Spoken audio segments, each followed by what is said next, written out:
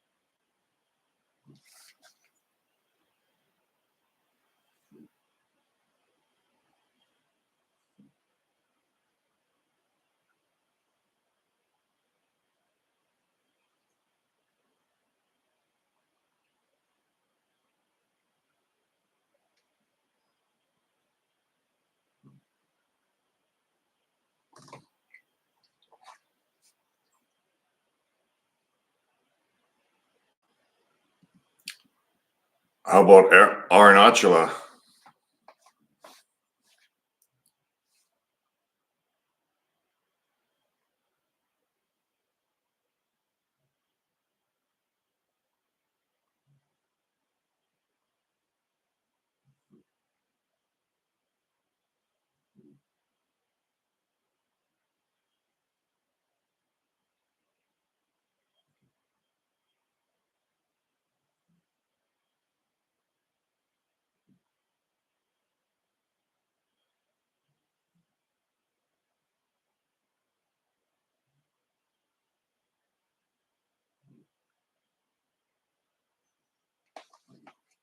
Yeah, Arunachala, spelled like it sounds, kind of Arunachala, is where Ramana Maharshi lived for 56 years after his enlightenment.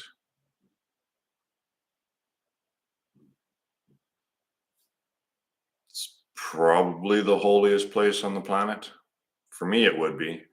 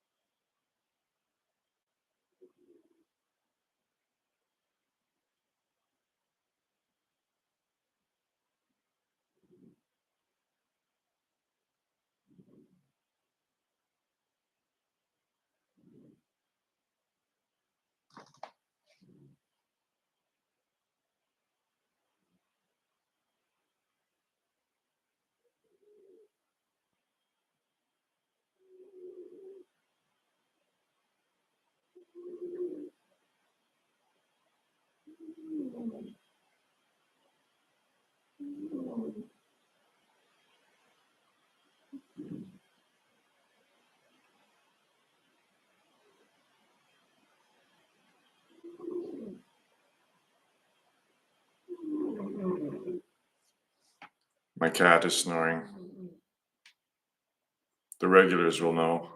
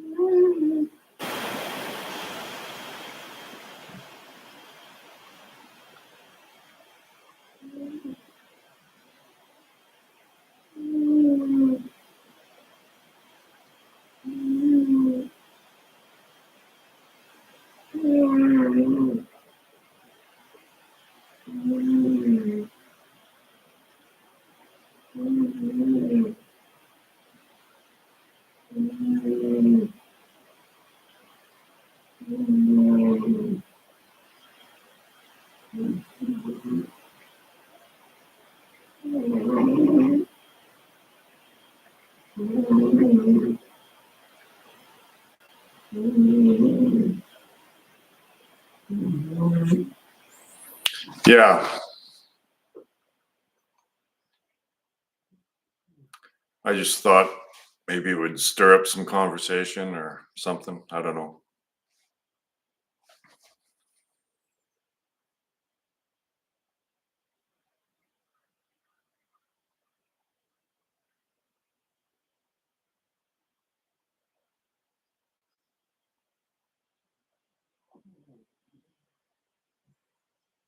I find it interesting how it appears to me, if we believe that words have meaning, that that one observation destroys all of physics. Is that physicists are telling us that there can't possibly be any phenomena that exist outside the measuring parameters of scientific measuring devices, right? That reasoning follows, I believe. So it's ridiculous, right? When you think of it that way, is that why would reality have to be contained within the measuring parameters of physical devices? It's ridiculous, isn't it, really? They've just blocked out half of their reasoning abilities, right? They're just like, well, we're not going to reason. We're just going to assume at this point, and we're not going to reason beyond this assumption. So we're going to start here. We're just going to start here. We're not going to think about where we're starting. We're just going to start here and pretend that that's the good starting point. But it isn't, right? So physics is actually projecting the illusion. So when physicists say something ridiculous like reality is an illusion, what they're saying, what they really should say is the world that physics describes is the illusion. That's the way they should word it, not reality is an illusion. So physicists,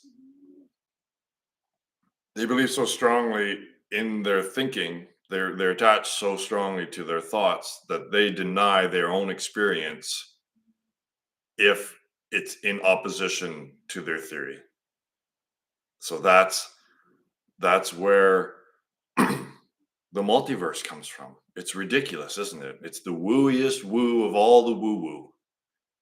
And yet, that's why it's so prevalent now in movies, because the programming has begun, right? So they're just programming it like commercials. Like they just keep cramming it just like a commercial to brainwash you that the multiverse is actually applicable to human experience somehow, right? So they're completely delusional, right? We unfortunately we've been following these people, not questioning their assumptions.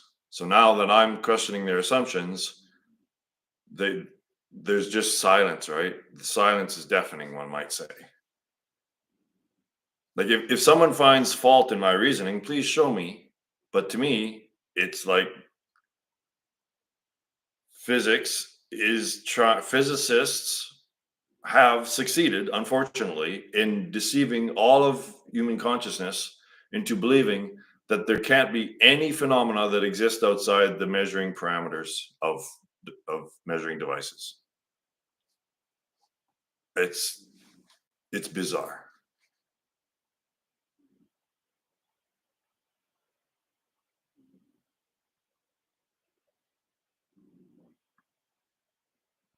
So basically, to physicists, reality is whatever physical the devices that they could that the readouts of measuring devices to physicists, that's reality. It's the information that is produced on a screen on a computer somewhere. To them, that's what the reality is.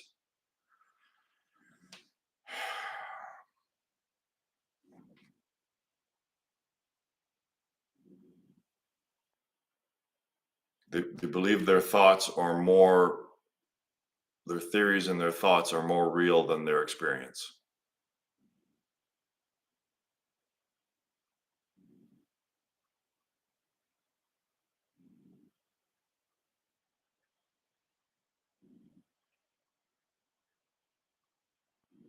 And then it gets so crazy that they start denying their own existence. That the self is an illusion.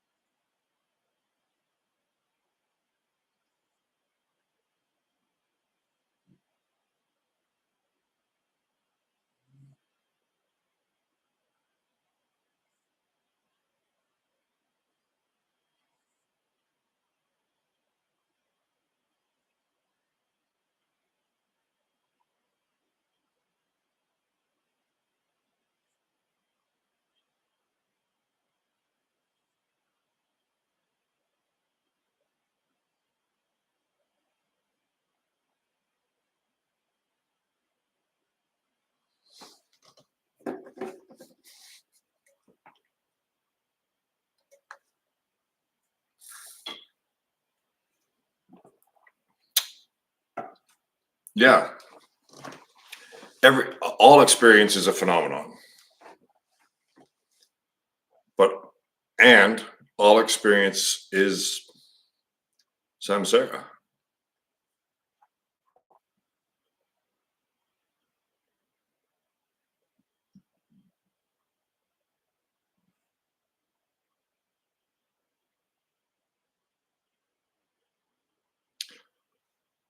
I don't know if it's like light and gravity and time.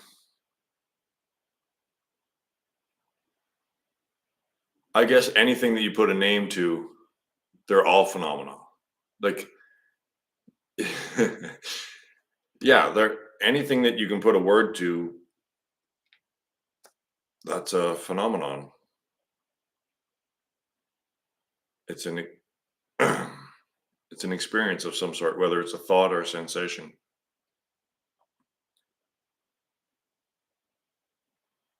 And again, I have to stress the immediacy of all of this. There's no process going on here. It's direct. It's always immediate.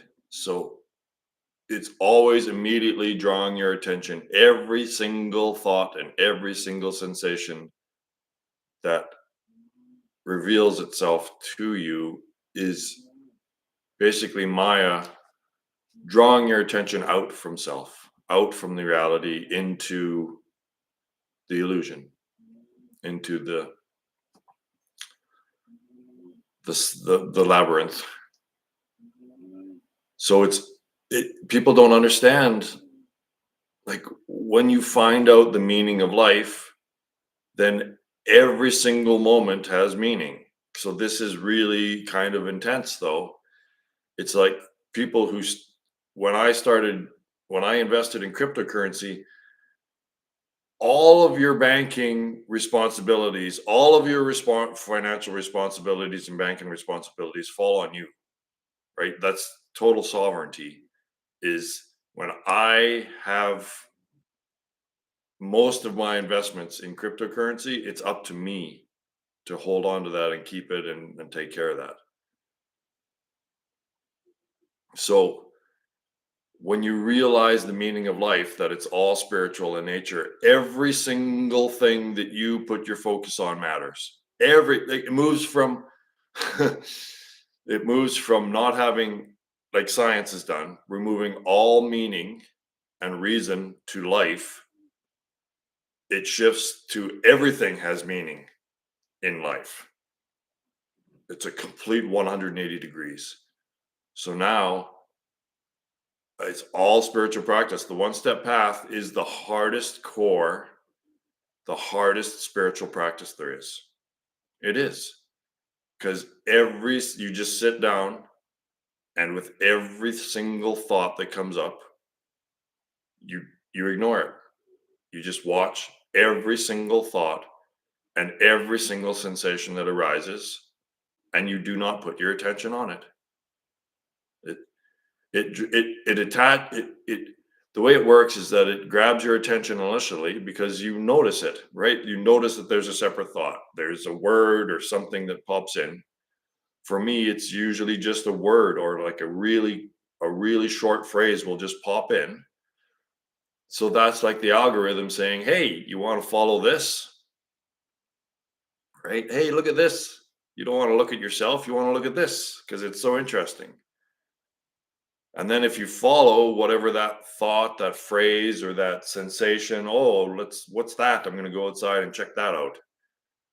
Then you're out of it. Like it's it's really hard to accept that all of this is mine. I understand. It's really hard to accept that the goal of this experience is to transcend this experience.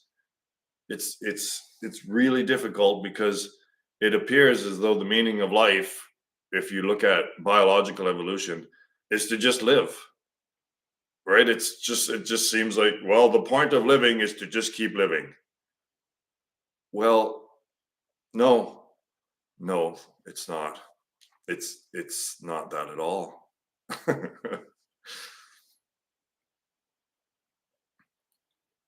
So when you are non-conceptualist, all of a sudden just meaning explodes.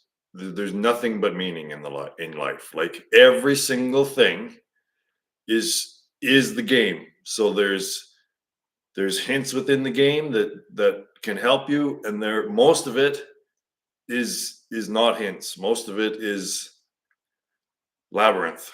Most of it is labyrinth construction. Just about everything that humans do is labyrinth construction.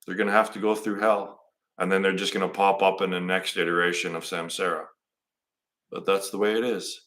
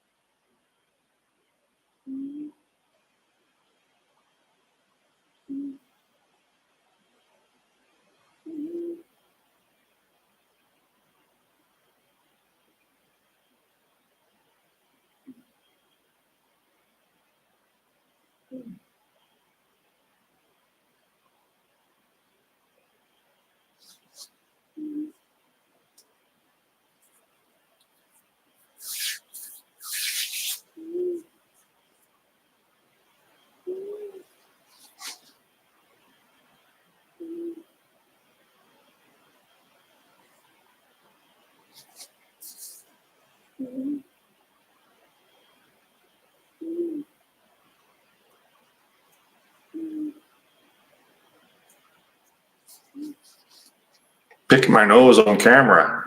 Mm-hmm.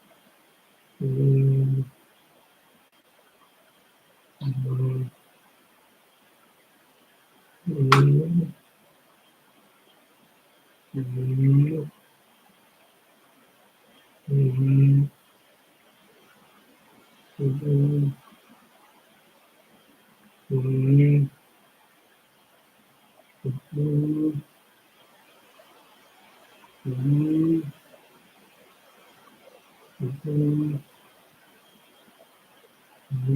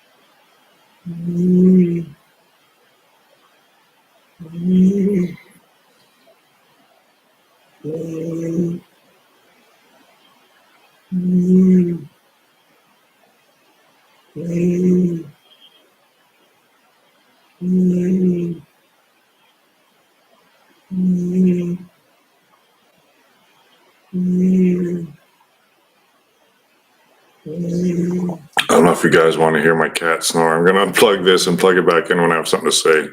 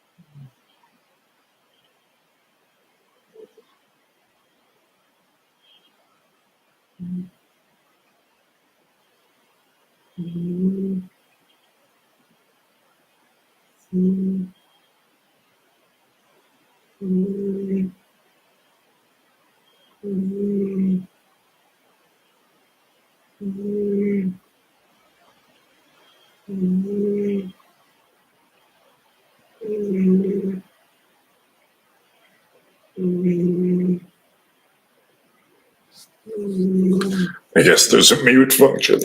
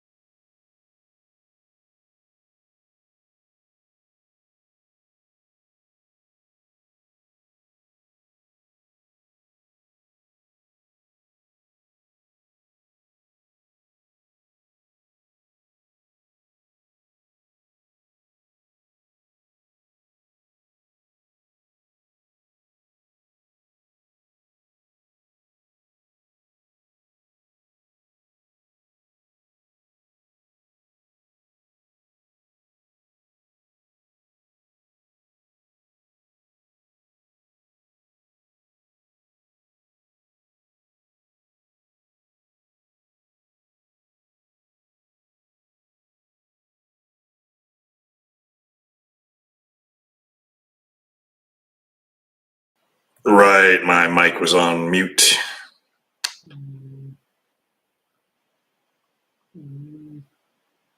Yeah, really early today.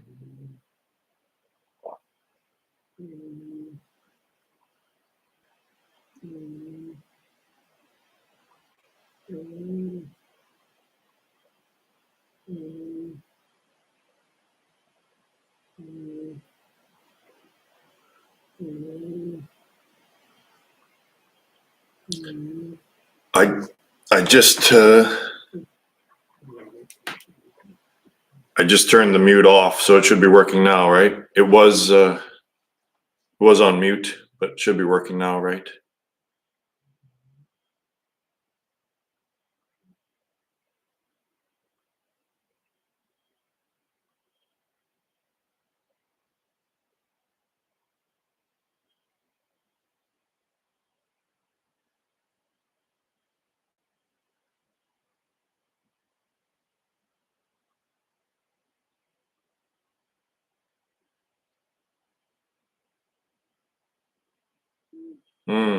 I love naps. Sleeping is about my favorite activity.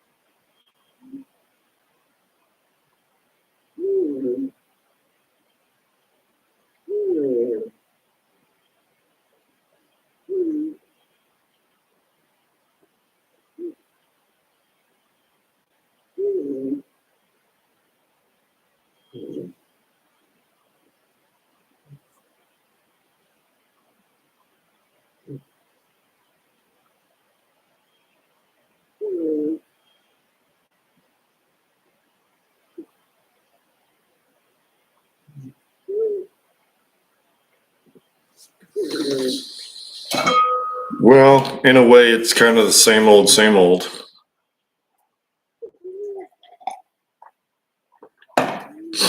Just trying to work at it from a different angle, I guess. Since it's come to me about this, I mean, it's so obvious when you start digging into the fundamentals of physics and math and science itself, is that it's all based on assumptions and then no one ever questions the assumptions, right? So they just go from an initial axiom that they assume to be accurate, and then they just go. But they don't think about the very process that they're doing it, right? So physics is based on the readouts of scientific instruments, right? So they have a theory in their mind, the voice in the head from nowhere, the voice from nowhere says, "Hey, I wonder if the world's like this. I wonder if the world of experience is like this." Well, it's not even the world of experience. They say, "I wonder if reality is like this," the voice in the head. And then the physicist is taught by the voice in the head how to build a device to test out the prediction that the voice in the head made. So then the voice in the head instructs the physicist how to construct a device to test for what it predicts. So it's not like it's a machine that's measuring reality, right? You can't just, well, we're going to measure reality now. Like what does that even mean, right? So they're basically telling us, especially with the language of thing nothing model, the thing nothing model is saying that, first of all, a thing is what physics defines it as, right? And physics defines things through the measurements of scientific contraptions. And then because there can only be nothing, right? There's only things and nothing. That's the only two options in the thing nothing model. So if it's not this is how crazy it really is when you think about it. Physicists and scientists and all of academia are telling us that if it cannot be detected within the parameters of a scientific device, then it just can't possibly exist, right? It's nothing. If it's not a thing that can be measured by science, then it can't possibly exist according to the thing nothing model, right? There's no option. It's either what physics says it is, which is a thing, or it doesn't exist.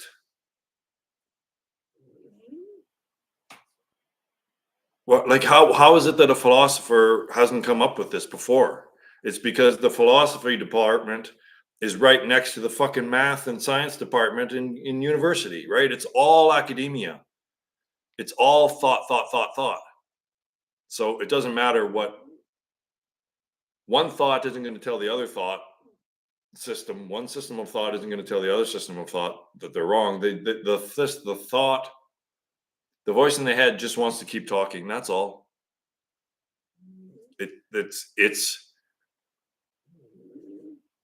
It's a parasite. The ego is a parasite that's just siphoning your life energy, which is your attention.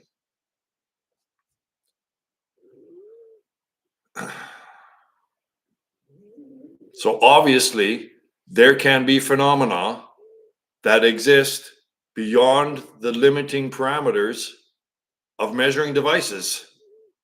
Obviously, it's ridiculous to say that there can't be anything that exists outside the parameters of measuring devices.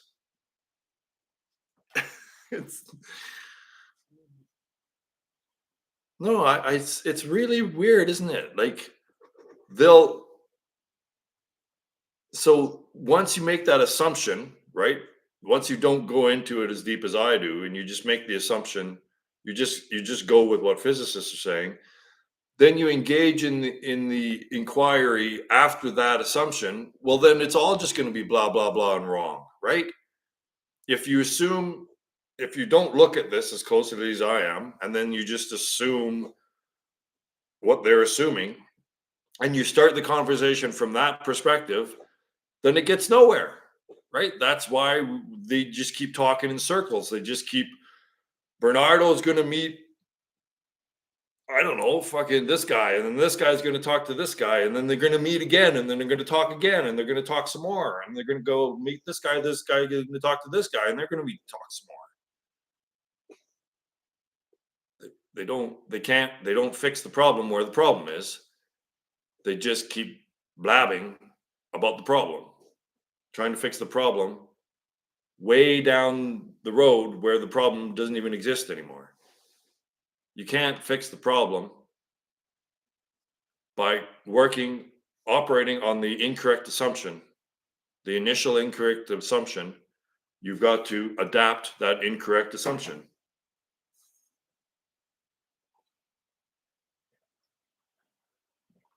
Well, that's the thing, though, is that it's really coming to my attention that scientists are actually the most deluded people on the planet, right? Physicists, especially. Physicists, particle physicists, string, and the ultimate extension, logical conclusion of that, string theorists like Brian Greene. I actually own a couple of Brian Greene's books, but he's probably one of the most deluded people on the planet, really, because he's convinced himself, they've all convinced themselves to not look where I'm looking. They're just starting with this incorrect assumption, and then they just keep trying to reinforce that. So it's it's getting to the point of crazy, right? Because they're denying their own existence, right? So when the physicists, so I guess I'm going over the entire last video, but so instead of recognizing that physics is incapable of describing the human experience, what physicists do is they question human experience. They question their own experience because it's in opposition to their theory. So instead of adapting the theory and saying, oh, well, the theory is incomplete, it'll never be complete, it can't ever be complete because it doesn't describe, obviously, it doesn't describe my own fucking experience. Instead of that, they say, oh, our experience is wrong. And then you come up with absolute insane shit like reality is an illusion and consciousness. Where does consciousness come from?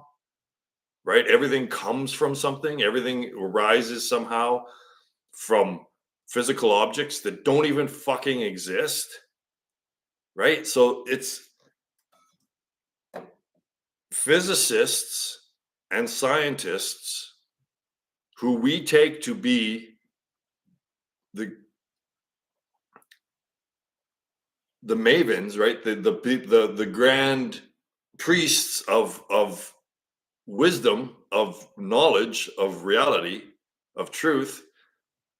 They're actually the most deluded people.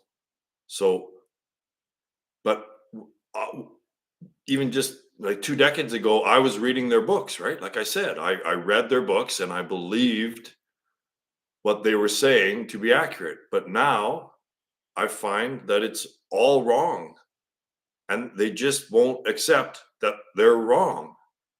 Even when I point out something as obvious as, well, you're basically just saying that there cannot possibly be any phenomena that lie outside measuring parameters of fucking physical devices you made.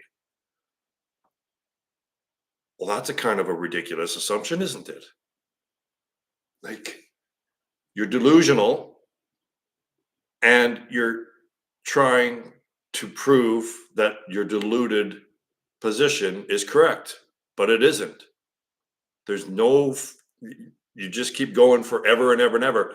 So a liar or a deceiver, when you press them on actually getting to the truth of things, what will they do? They will just keep providing narrative, right? A liar that never intends to reveal the truth will just keep producing narrative, right? The story just keeps getting bigger and bigger and more convoluted and more crazy as it goes along, which is exactly what physics is.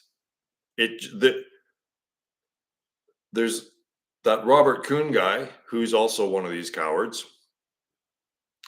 he's listed, there's over 200 theories, and none of them can admit that they're wrong. So why don't we ask the question, why are they all wrong? What, right? They're all wrong. All 200, over 200 plus of them are all wrong. Why are they wrong? I know why. I fixed the wrongness.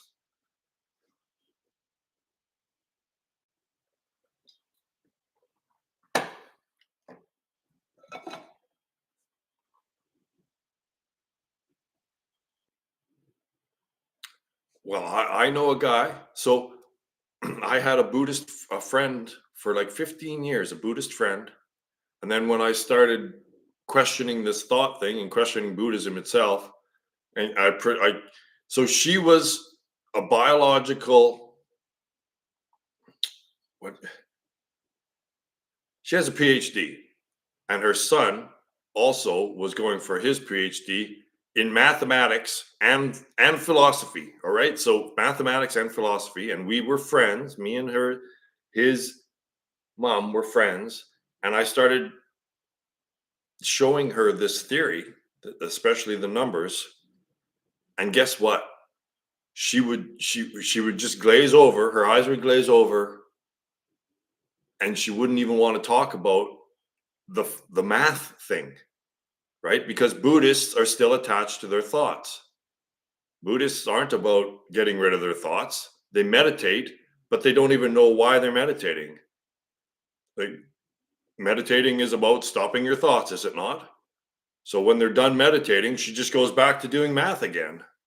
It's like, well, what are you doing? Like, well, why do you just do it casually, part-time, just stopping your thoughts? Why are you engaging in meditation if when you're done meditation, you just start going thinking again? So none of them wanted, he this guy, his dissertation or whatever for his paper was about how mathematics is metaphor.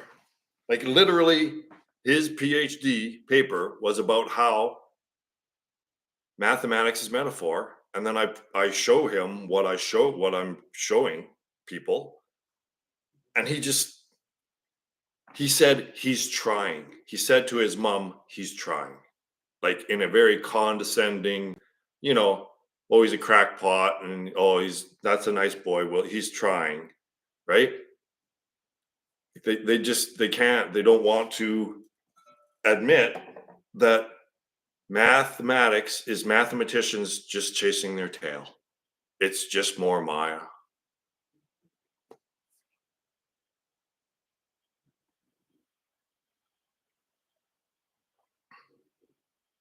Yeah, the thing is that everything's metaphor.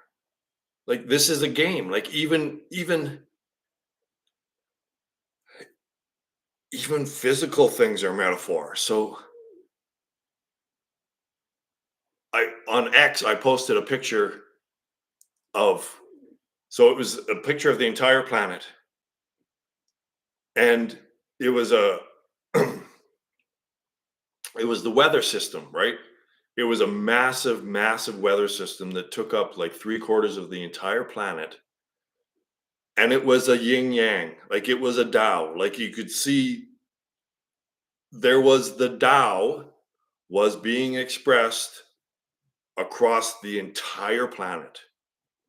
Like, you look at it and it's the Tao, because there was a huge high level pressure here and a low one here. So red and white and blue, dark blue to black, because of the two extremes, right? So when I looked at that and I posted it, I said, so the yin yang is obviously being displayed across the entire planet.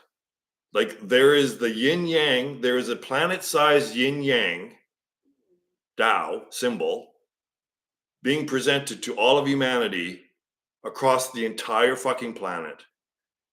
But no one says, oh, that's the Tao. Look at it. It's obviously the Tao. No one makes a correlation between this huge weather system that looks exactly like the Tao. They don't say, well, that's the Tao, but they'll make all these arbitrary connections between math and the physical world. But when they see something that's that obvious that it's, oh, well, that looks exactly like the Tao.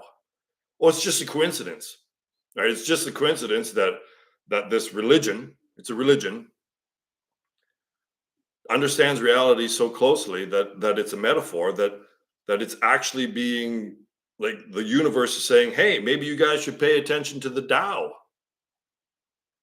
because the universe just put the Tao symbol across on top of the entire fucking planet. Why don't we recognize that? No one, like, it couldn't be more obvious to me that it's the Tao. But no, we don't want to make that connection. So we disregard what's most obvious, and then they invent something as ridiculous as the multiverse. Well, they can't recognize that the Tao is being presented by the universe on the entire planet. I don't know how someone could look at that picture and say and not see that as the Tao. It's all selective. Everyone chooses the information that they want to pay to, and most of that is the ego. The ego just pays attention to what keeps the ego alive.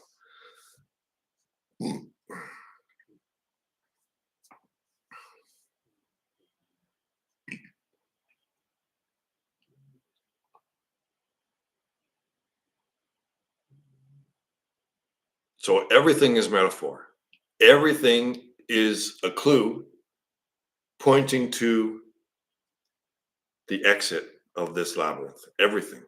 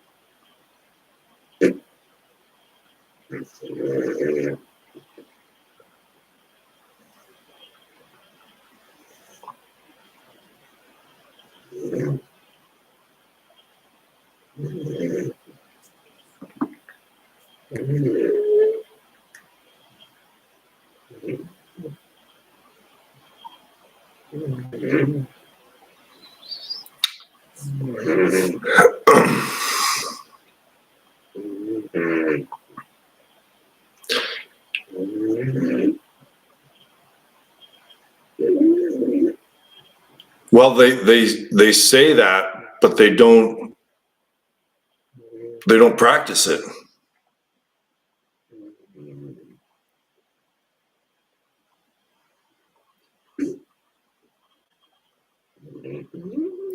Uh, I was a Buddhist for a decade, and from what I have learned from that is they don't talk about the sensual world of experience being illusory. So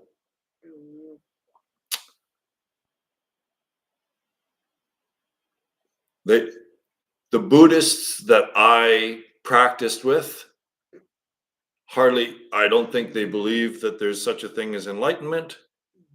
I don't think that they believe there's anything like nirvana.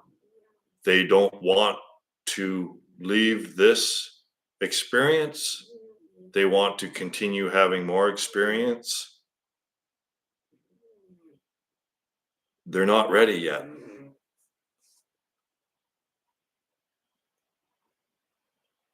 They don't take that next step to shift attention away from senses.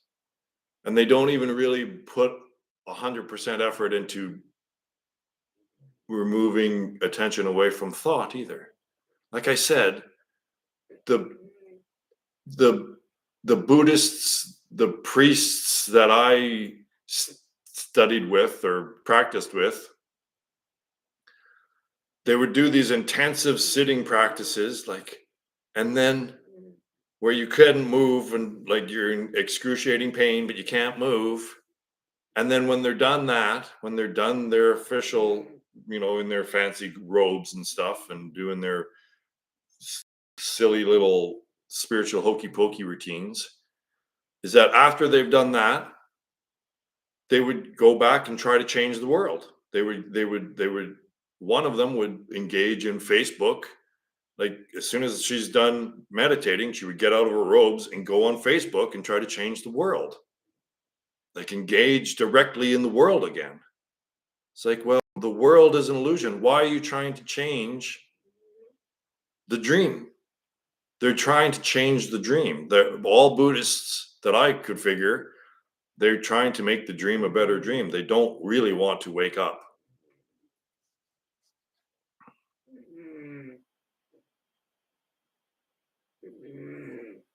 Yeah, it's Maya is very subtle. Like at the end, right? When we were reaching the end here, like we are going to go extinct, and we are going to meet our maker and all that stuff. So at the end, these subtle little diversions that Maya plays are very important. So yeah, you can. Most of the meditators that I know, they've meditated for decades, and they're not any closer to enlightenment or the end of suffering, because they don't engage in meditation all the time. They just do it as a supplement to their life. They do it to supplement. They don't do it as the thing to do, as the singular thing to do to escape this realm, to actually find nirvana. So they don't even want to talk about nirvana. They say there's no enlightenment. So what I don't know what they're doing. If there's no enlightenment and no nirvana, then why is there Buddhism? What are you doing? Like, what are you doing? Why are you engaging in meditation? Why are you doing these spiritual hokey pokey routines? If there's right, they don't make any sense.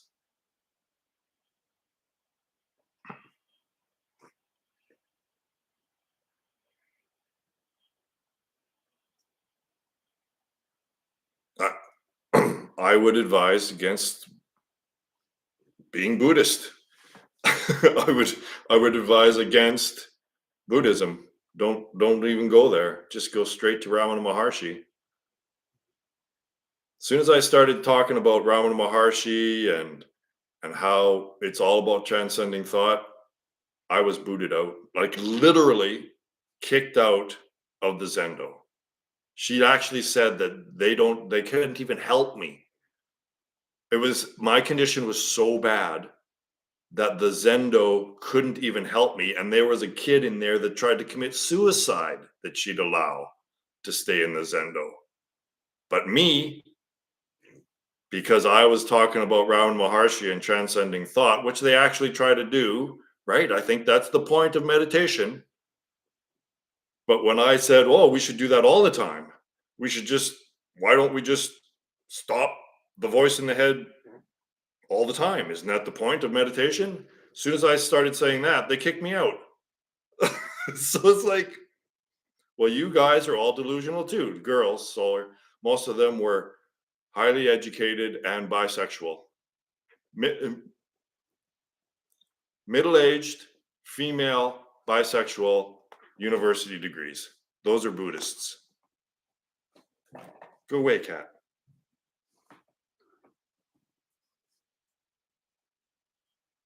But most of them are intellectuals, right? Most of them are from academia, so they don't want to let go of that. They just don't want to let go of their thoughts. Most of them are highly educated, right? Buddhists are mostly highly educated, but they refuse to let go of their thoughts because they're addicted to thoughts. They know they exist while they're thinking. So even though they engage in meditation, they're not fully enveloped in it. That's not what their life. That's just a pastime. It's just a supplement.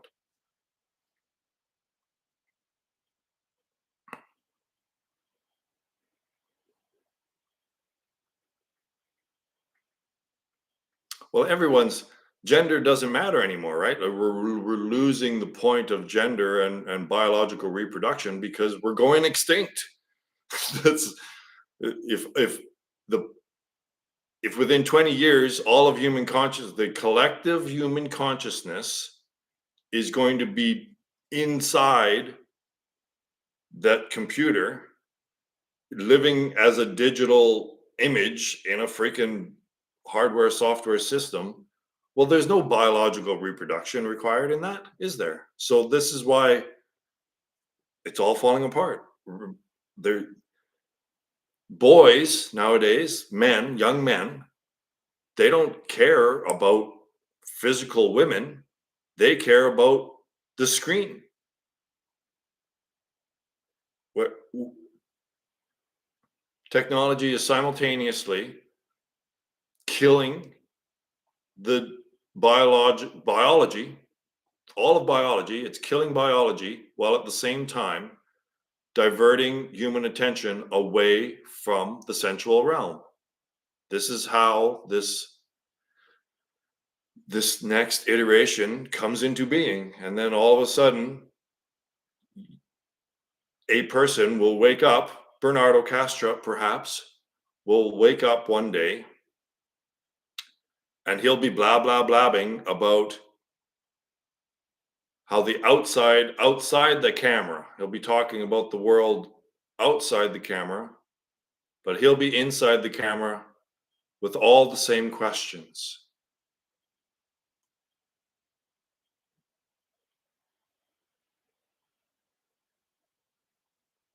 But there will be a small, and I think this might have something to do with the chosen few that are going to with Christ in the, like the resurrection. No, the what is it called when they fly up in the air? They don't even. um, I believe that there will be of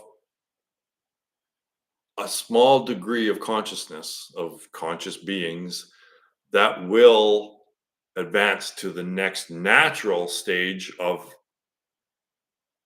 of evolution, of increasing self-awareness. There will be a small amount of us, but most of humanity will be devolving. We're devolving.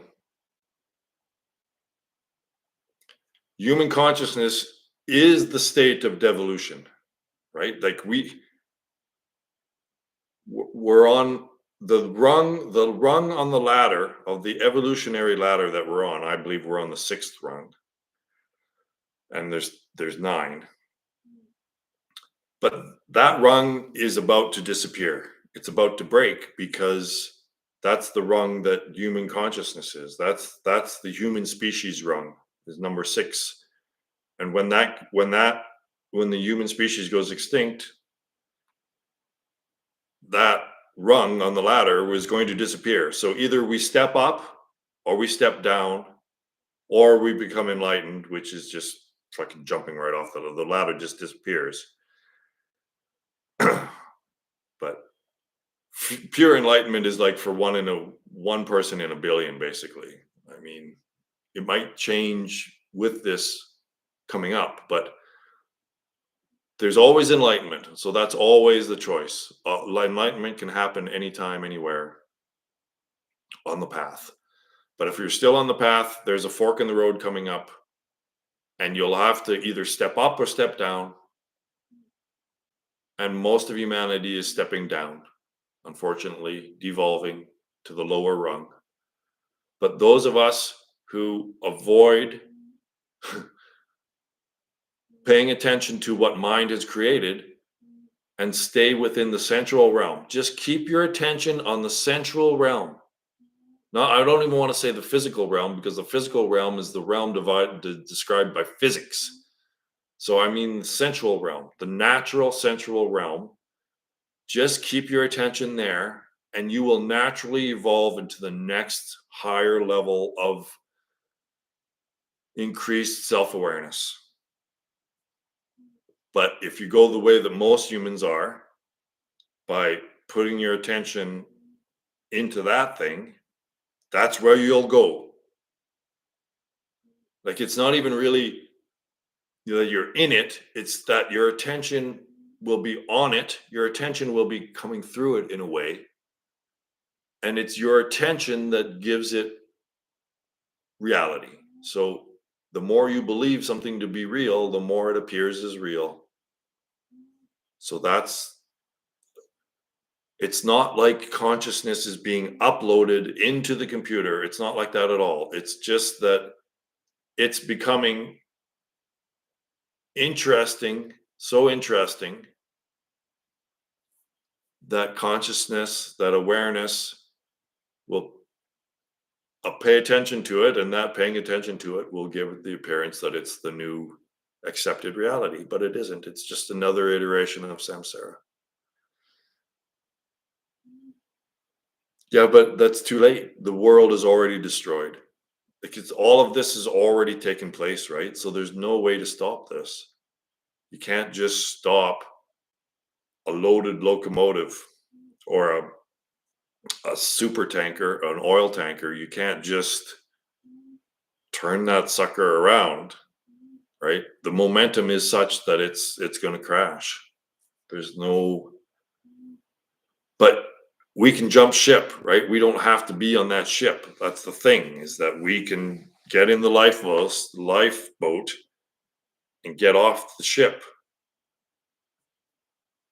We can't save humanity. We have to transcend humanity. So you have to transcend your humanity, because humanity, as we know it, is devolving.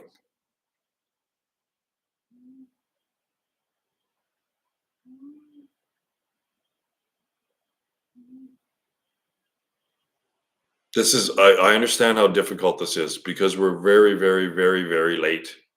We're at the very end, right? So it's very difficult right now for human consciousness to break out of its delusion. Very difficult.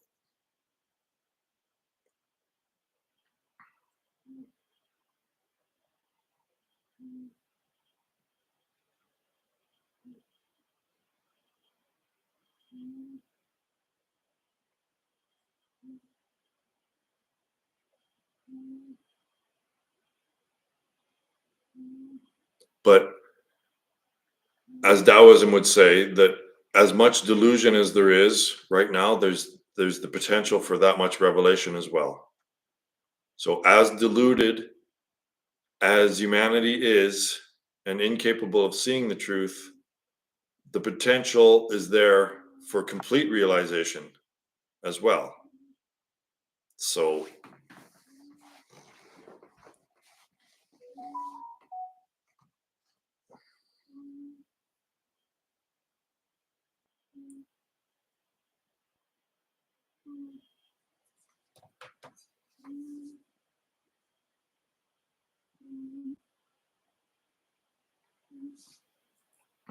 but the complete realization is the realization that all of it is false. And that's why none of these people will listen to me. None of these physicists or scientists or mathematicians will listen to me, because it shows how the final truth reveals how everyone's false. Everyone's wrong. And like I said many, many times, humans just don't fucking admit when they're wrong. It's almost like the hardest thing to do is for a human to admit that they're wrong, when they're wrong, and adjust their perspective.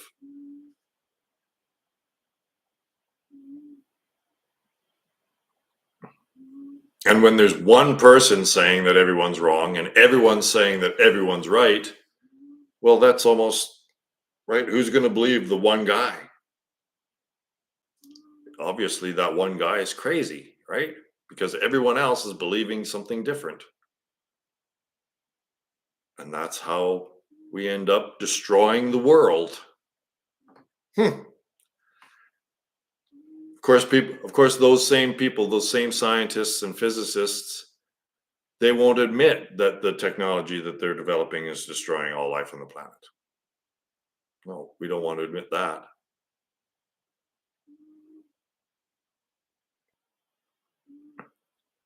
I've already tried this out. What if I'm wrong? I've been doing this for a decade. I've been sitting in basically this fucking chair for a decade. It's not wrong. I have put this to the test for decades now, right? This theory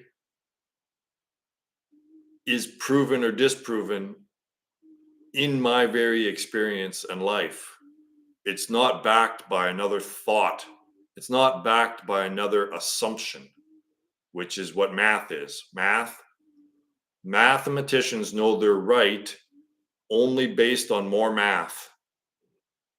The math is not correct in that it doesn't relate to their human experience at all, does it? Like, they're proving that math is correct through more math. Well, my theory has been proven in my life. So I've been with my girlfriend for just about 8 years now, I think. And you can ask her how life is going for us. It's going perfectly for us. That's why I know my theory is correct, is because my life reflects it. I,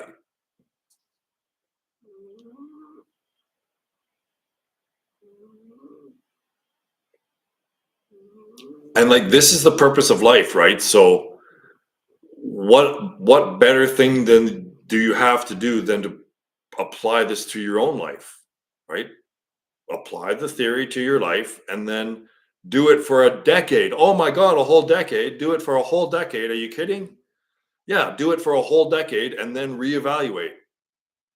Like, you've been at this for 13.8 billion years. What's a decade going to do? Like, this is the meaning of life. So, why don't you try it out for yourself? Why don't you just engage in this practice for a decade and see how it changes your life? How it actually changes your life from the inside out in a very practical, utility sort of way. And if you're not willing to do that, well, then you're going to miss out. So,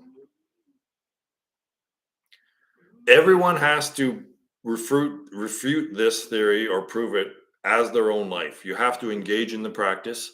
It's not like, oh, it doesn't align mathematically, so it's false. Like, it doesn't, right? It needs to be proven in an experience, not proven by another thought. Thoughts that prove thoughts, that's not truth. A thought that proves a thought is not proving truth.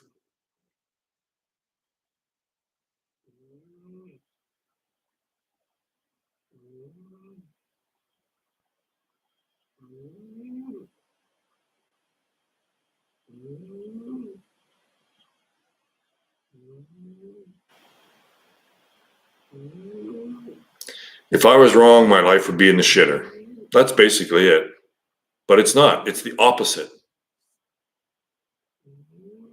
So my life is going basically in the opposite direction of most humans' lives because I have very little anxiety, very little stress. Sometimes I lose my shit. I'm not perfect. I'm not I'm not Ramana Maharshi enlightened. But what I have engaged in is true. It's true. I can sincerely tell you it's true. I have my life to back this up as proof.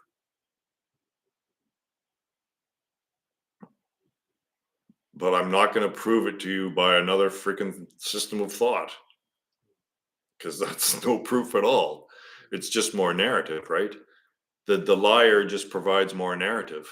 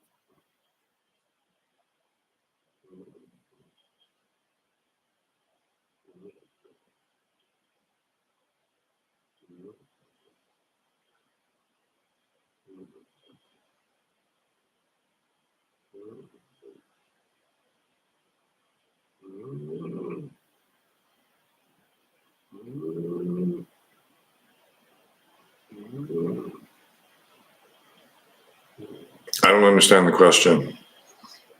What is shitty life?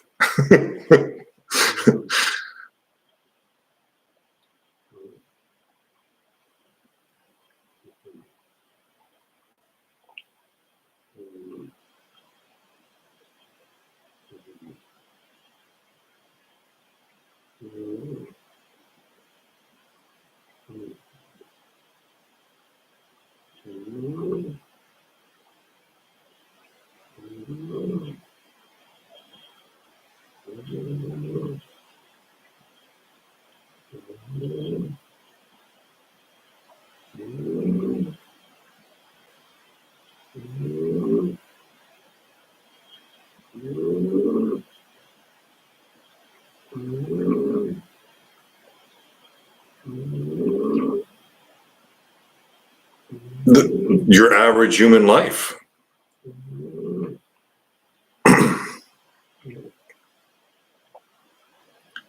Not having any idea who you are. Like, no, well, the devil is as real as your name here. Your name here is as real as Satan.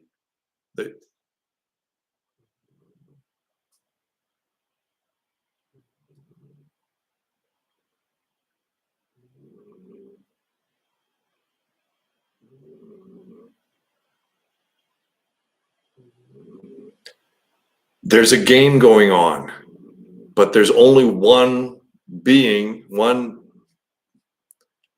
there's only one. It's a game of one. So there isn't God and Satan.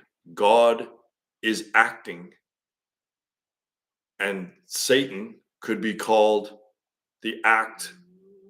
Satan could be called the act, right? So it's not maniacal, it's just acting, right? So there,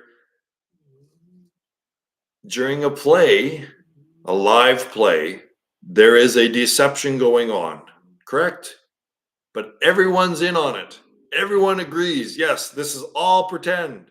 We all agree that we know that the actors are pretending, and we're just going along with it as the audience because we all know that this is all just for entertainment. So that's it. So if the audience member doesn't know that they're part of, if they forget that they're part of this and they think it's all real, and then they realize, hey, that person up there on that stage, they're just pretending. That's not really them. So if you think that you're like, if you're think that you're not part of that process and someone's trying to pull the wool over your eyes, then that's Satan. But if you recognize, hey, that's God, that's just me acting, and we're all part of this agreed upon play, then it's not Satan, right? It's not evil, it's just play. It's just pretend. So God is pretending to not be God. So God pretending not to be God turns out to be Satan. But there is no Satan, it's all God, right? When God is acting as your name here, that could be called Satan, couldn't it?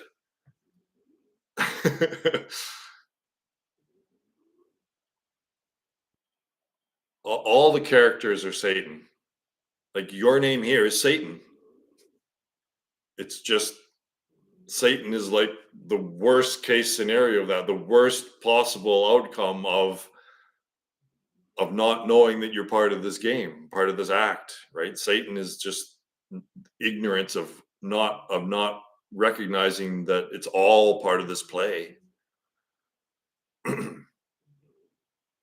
So it gets less and less dualistic and less harsh the more and more you realize what's going on here, right? It all becomes one act.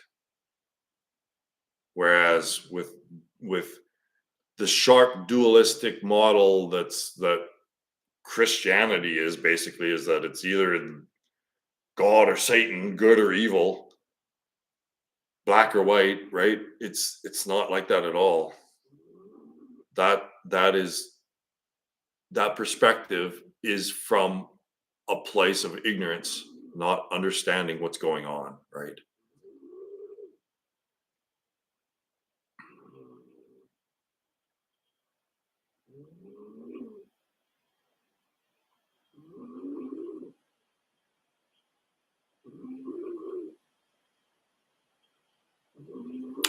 This is all just God's play, but God plays really hard, right?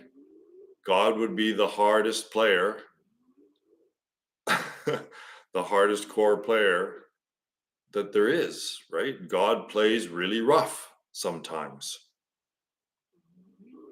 but it's just play.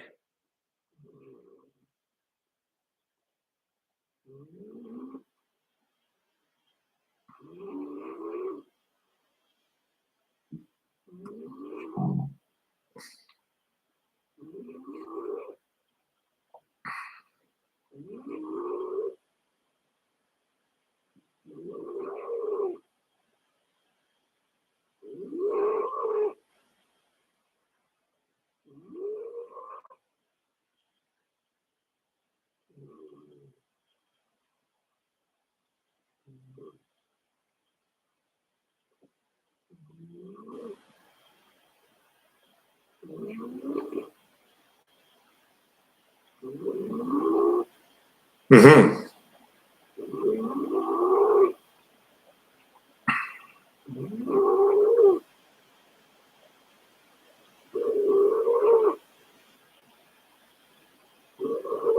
So just imagine it as dreamless sleep. So during the day, when the sun is out,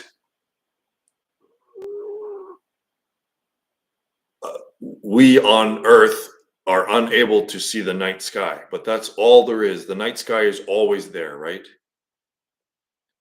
That unlimited vision of basically eternity is always present, but during the waking state during the day, it is obscured by the atmosphere that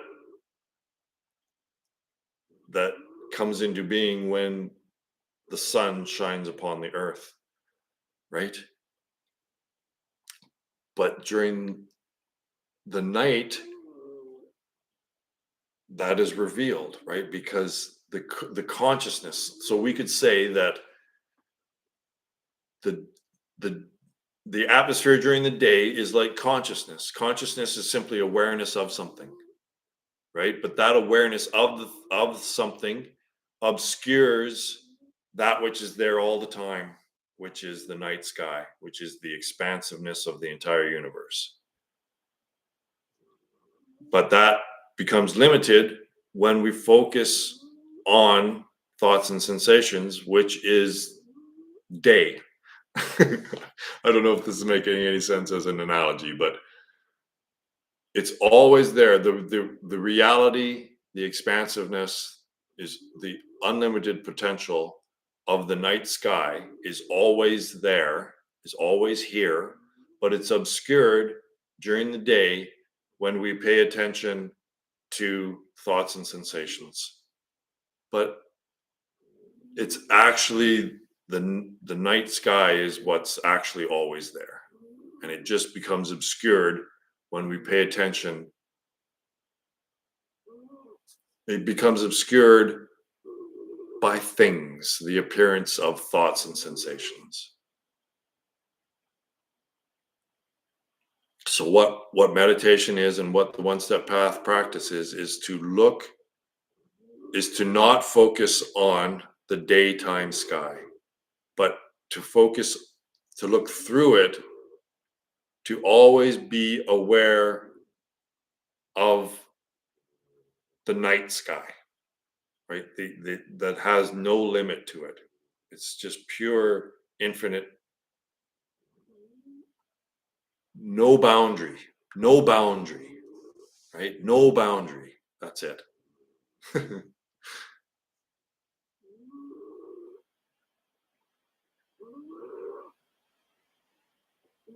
Every time we have a thought and every time we focus on sensation, that's throwing up a boundary.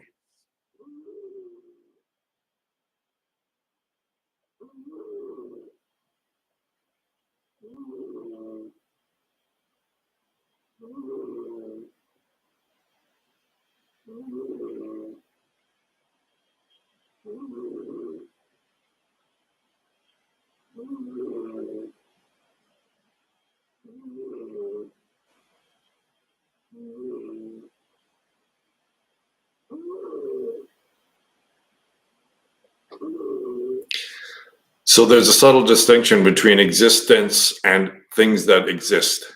So God isn't anything that exists. God, self, you, is existence itself, right? So there's a word existence, and that is the state upon which all things that exist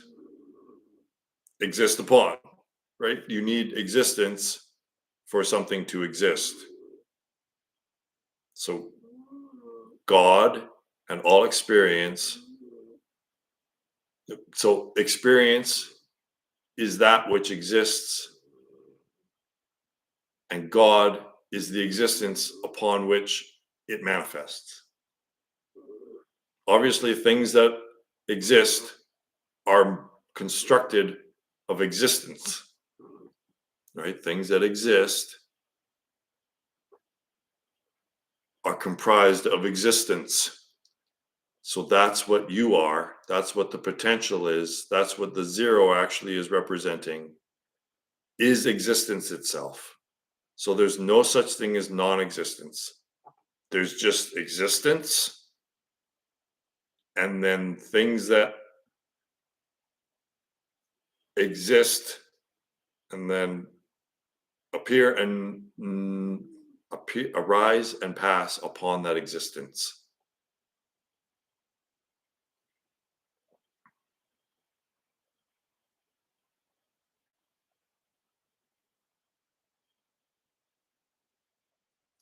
So experience, objects and experience exist, can exist, and not exist, but existence is just existence. There's no opposite to existence. Obviously, there's no opposite to existence. There is no non-existence.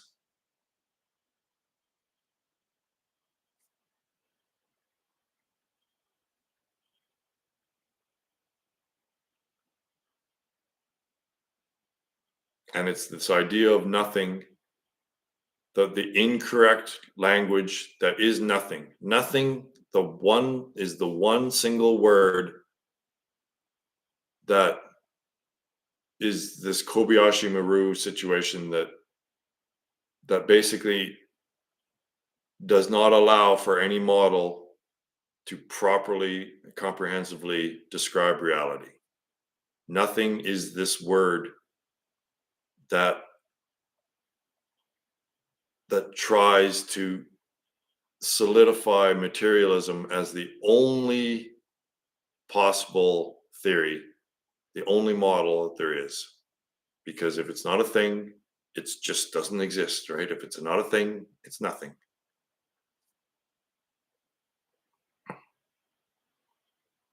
And that's why, because the model hasn't been adapted, that's why over 200 theories are all wrong, is because they're using this thing nothing model that's at the most fundamental level of language, and it doesn't work. It's not nuanced enough to express actual human experience.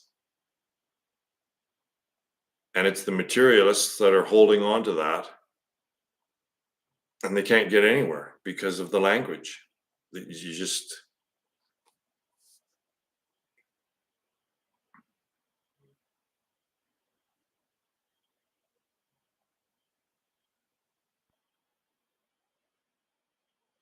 yeah, zero is actually the correct expression of one, right? So there is no such thing as nothing. It's just one thing, right? So we've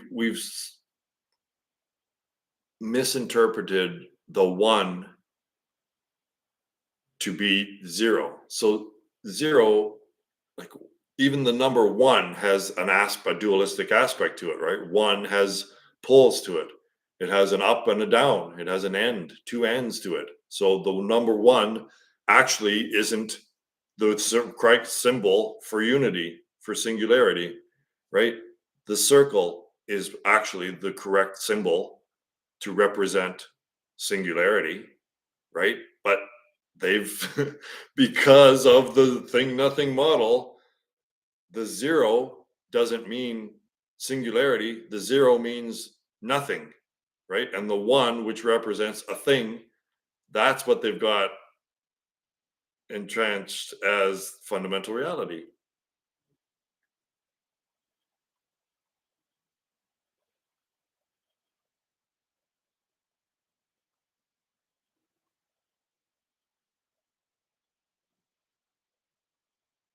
Sure. What does rejoice mean? You're trying to impress God?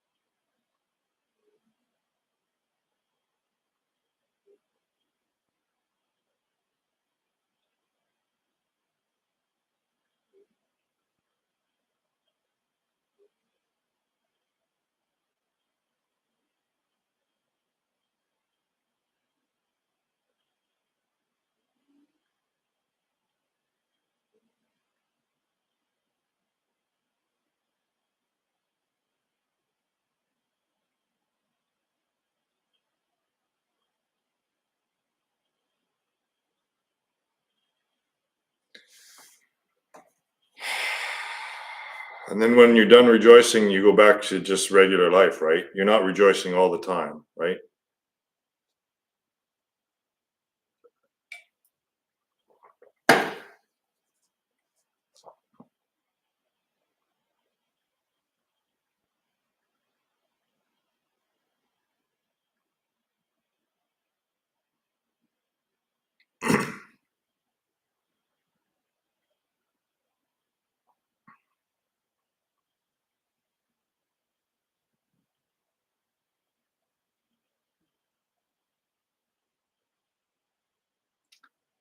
Sounds to me like you're just manufacturing experiences.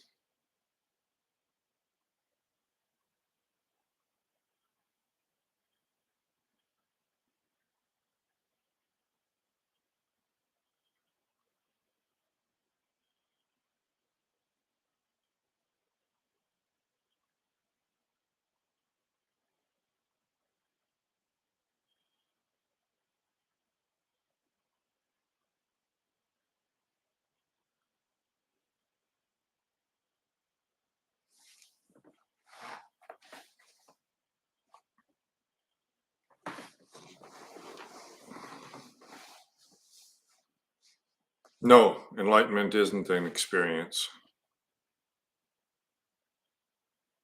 Yeah. It's the experiencer, free from experience.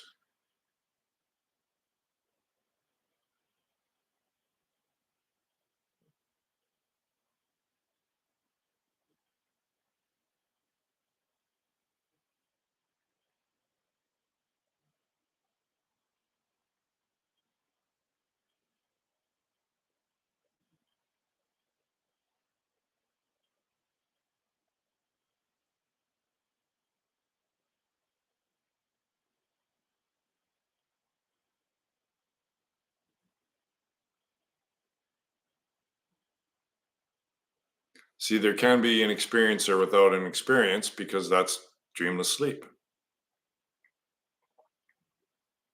So the experience isn't fundamental.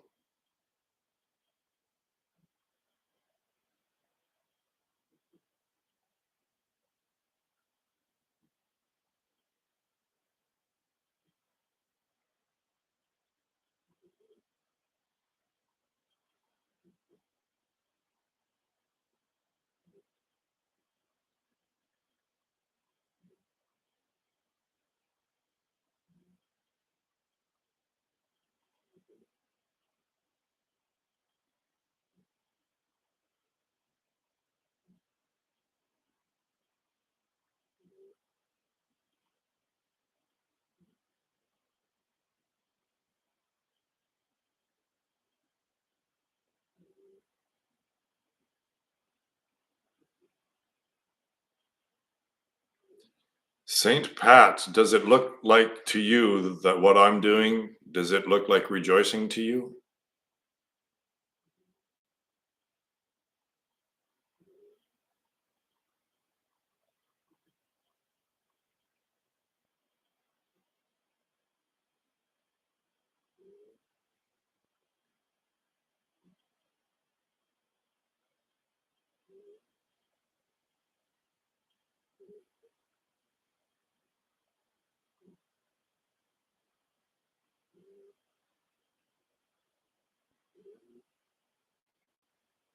God doesn't want to be praised. God just wants to be recognized.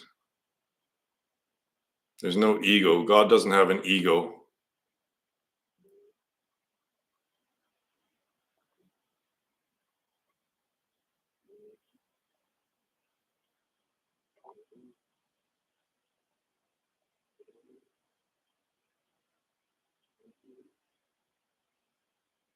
And if Christ actually did rise from the dead and conquered death, then he'd be walking around today.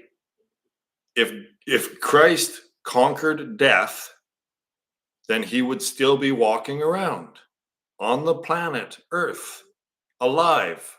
That would be conquering death, right? Not going off into heaven. That's the same as dying. It's like, if he's risen, where is he? If Christ rose from the dead, why would you need to reincarnate as a person, as a human, a physical human body, and then say, "Hi, I'm a physical body, but I'm fucking off to heaven again. So see you later." Like, that whole story doesn't make any sense.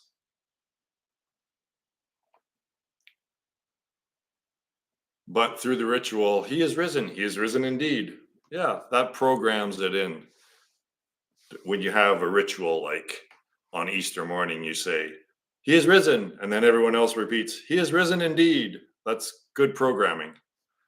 We don't want to investigate what this really means, right? Philosophically and intellectually, what it actually means to conquer death and live forever and all that stuff.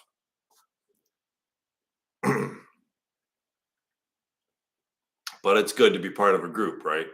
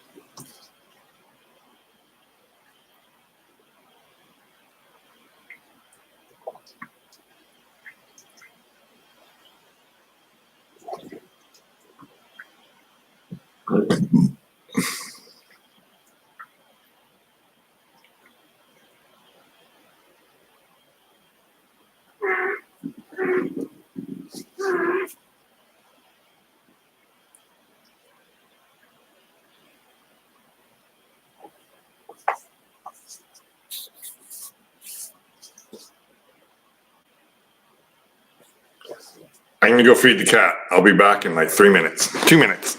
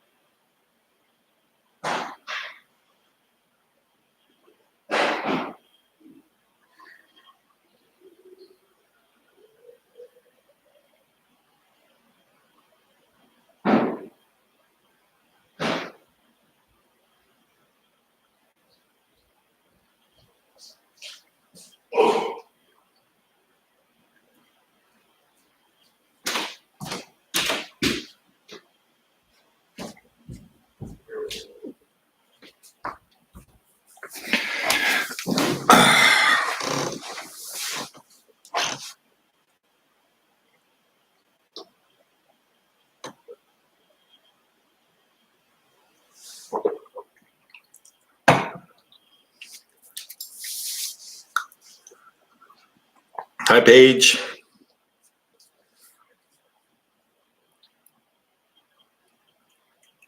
Yeah, well, I disagree with those two people. Like, where else is there to go? Like, these people just keep thinking, oh, there's a higher level, but there's no higher level to contentment. How do you can't go anywhere higher than contentment, because a high requires a low. So there's nowhere to go beyond perfect contentment, because you're just where you are. How can you go when you're not? They're just wrong. They're just wrong. They haven't engaged in the teaching that Ramana taught them, which is to just transcend thought. All these people who talk about Ramana Maharshi, hardly any of them have actually engaged directly in his instruction to transcend thought. He says a dozen places where specifically it's about stopping your thoughts, it's about transcending thought. Over and over and over and over again, he says, just completely in one sentence, all that's required is stopping your thoughts, being rid of present thoughts. That is all. Be rid of present thoughts. That's all. That's all. But they don't do that. And then they say, oh, well, he didn't get far enough, right? There's more. There's more than what Ramana attained. It's like, well, have you transcended your thoughts? Have you engaged 100% of your energy into his teaching? No, probably you have not.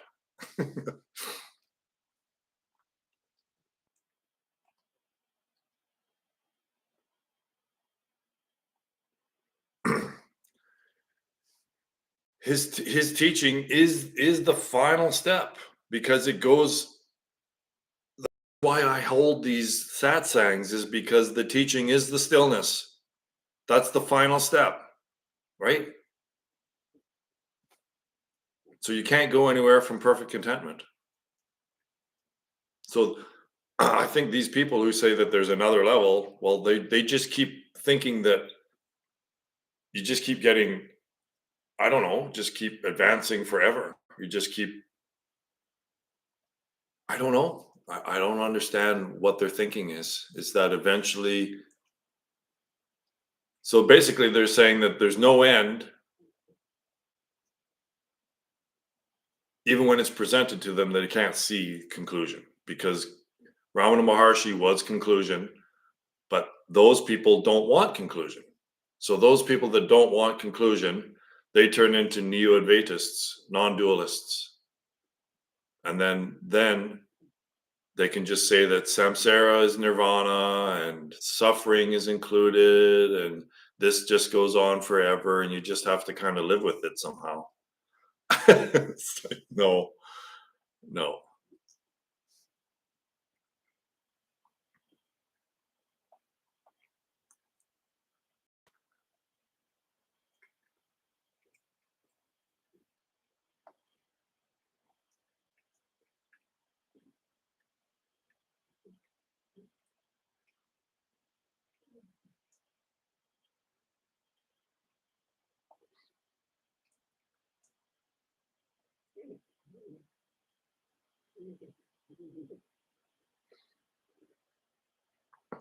Yeah, again, I don't even see four. I just see one. There's just one thing to do. What Ramana Maharshi said: to be rid of current thoughts. That is all. That's what he said. One sentence. Be rid of current thoughts. That is all.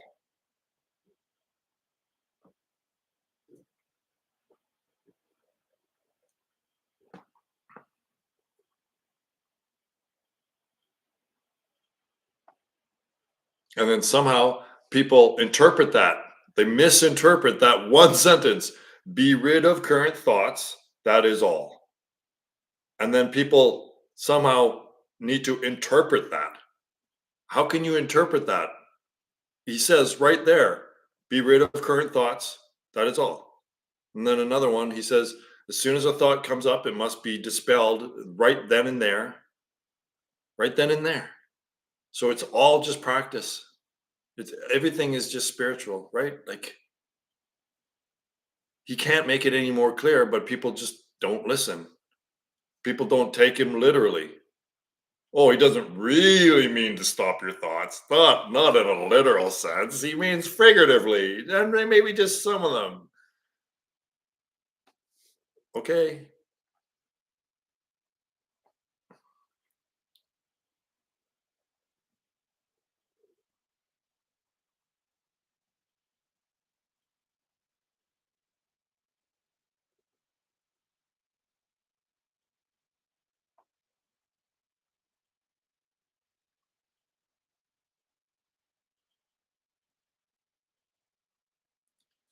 It's like this non-duality neo-Advaita stuff is like the woke version of Advaita Vedanta. It's the light version. It's everyone gets a ribbon. It's okay. Everyone's enlightened.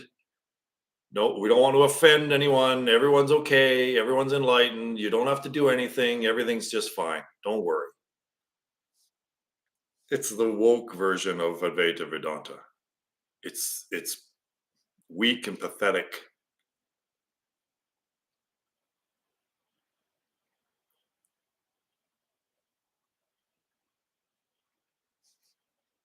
Yeah, that's the non-duality that's at sand.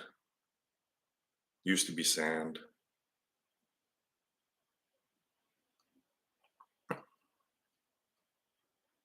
Because science and non-duality, well, they try to include science, right? They try to accommodate materialism in their version of spirituality. And I'm sorry it doesn't work. Like we've been trying, a lot of people keep saying this, and I thought it worked too. I actually thought that science and spirituality could work in union, but they don't. They're actually polar opposites. Science is the antithesis of spirituality. So science exactly projects the illusion. That's what science does. It is that which projects the illusion. It cannot be included in spirituality. It is that which needs to be transcended because science and physics project the illusion. That's what projects the illusion. So it actually cannot be included in spirituality. Science needs to be transcended because it's projecting the illusion. And the attempt to accommodate all of this physical nonsense, this physics nonsense in some sort of a model is what's caused this stagnation. Like it's everyone just sits around in an intellectual circle jerk talking about consciousness without they just sit around talking in circles about consciousness and how it tries to fit. They keep trying to accommodate the materialistic model when it just doesn't work. They just keep trying to apply the materialistic model of physics and science to try to explain the human experience, and it doesn't explain human experience. So then, like I said before, then what do the physicists do? They deny human experience. They deny their own experience to try to accommodate their worldview.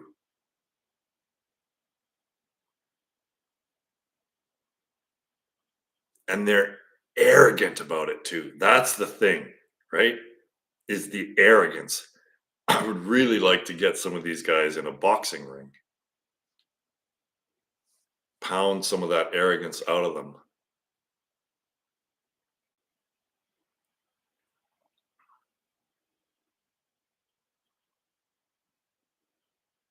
Unfortunately, when I'm proven correct, that'll be the collapse of society and the entrance into hell. Unfortunately, like if these guys aren't prepping, no matter how smart they are, when the food runs out of the grocery store, they'll be just well, this is what I don't understand is if they're such geniuses, why aren't they preparing for the end of the world?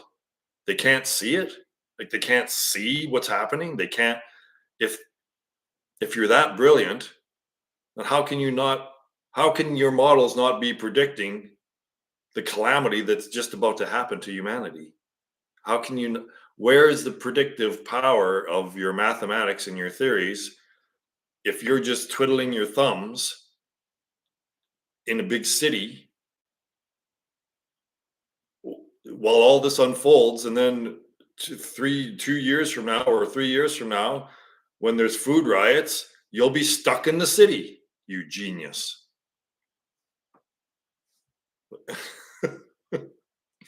Fighting for the last can of beans. What good is your theory going to be then?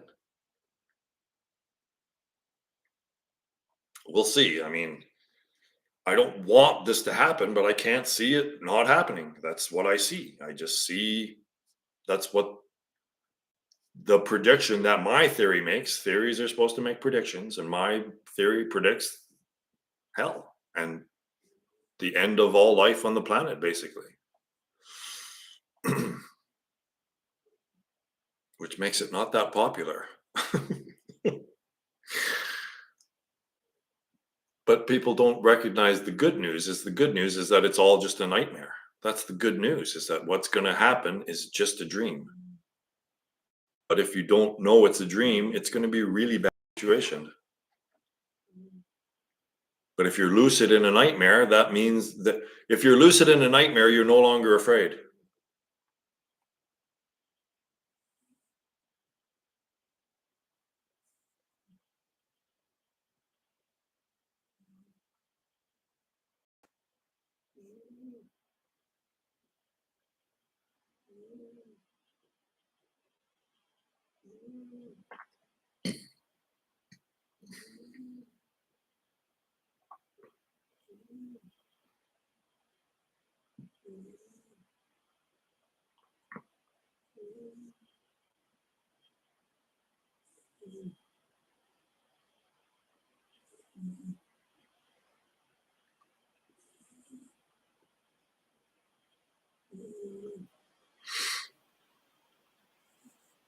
I think maybe the Christian left.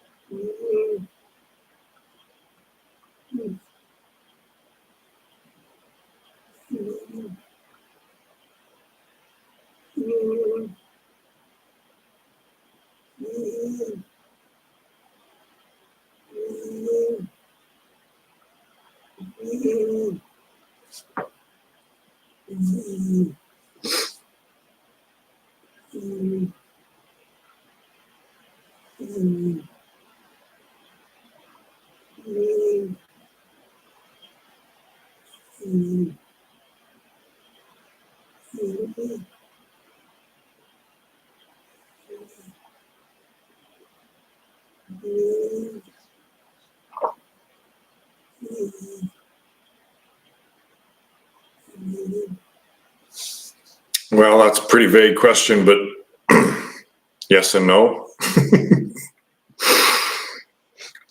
There's a higher level of self-awareness with humans because humans have the intuition that we're not the body. So that's the difference.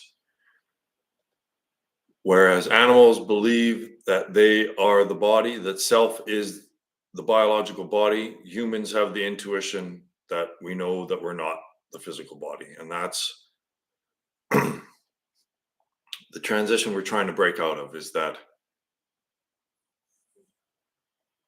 the humans that know that they're not the body, like it's not even really an intuition anymore. That's like me and others that know we're not the body. This is what humans is. This is why we're so messed up, is because basically we know what we are not, but we don't know what we are yet, right? So we know that we're not the body, but we don't quite know what we are. So we know what we're not, but we don't know what we are. So that's why we're so freaking confused. And part of human consciousness is holding on to that antiquated belief that we are the body, right? So there seems to be a dividing line between within human consciousness. There are those who are materialists who want to stay, who are mired in the belief, that want to still believe that self is the biological body. And those are basically materialists. And so trying to include materialists, including that level of consciousness, that level of self-awareness in the inquiry, in the discussion, is only holding it back. So that's why, as of late, I'm saying we just need to let materialists do their thing and not even include them in the discussion anymore. They can have their little circle jerks, and we'll move on to the mind body spirit problem. It's not just a mind body problem, it's a mind body spirit problem. So that's what non-conceptuality is doing. It's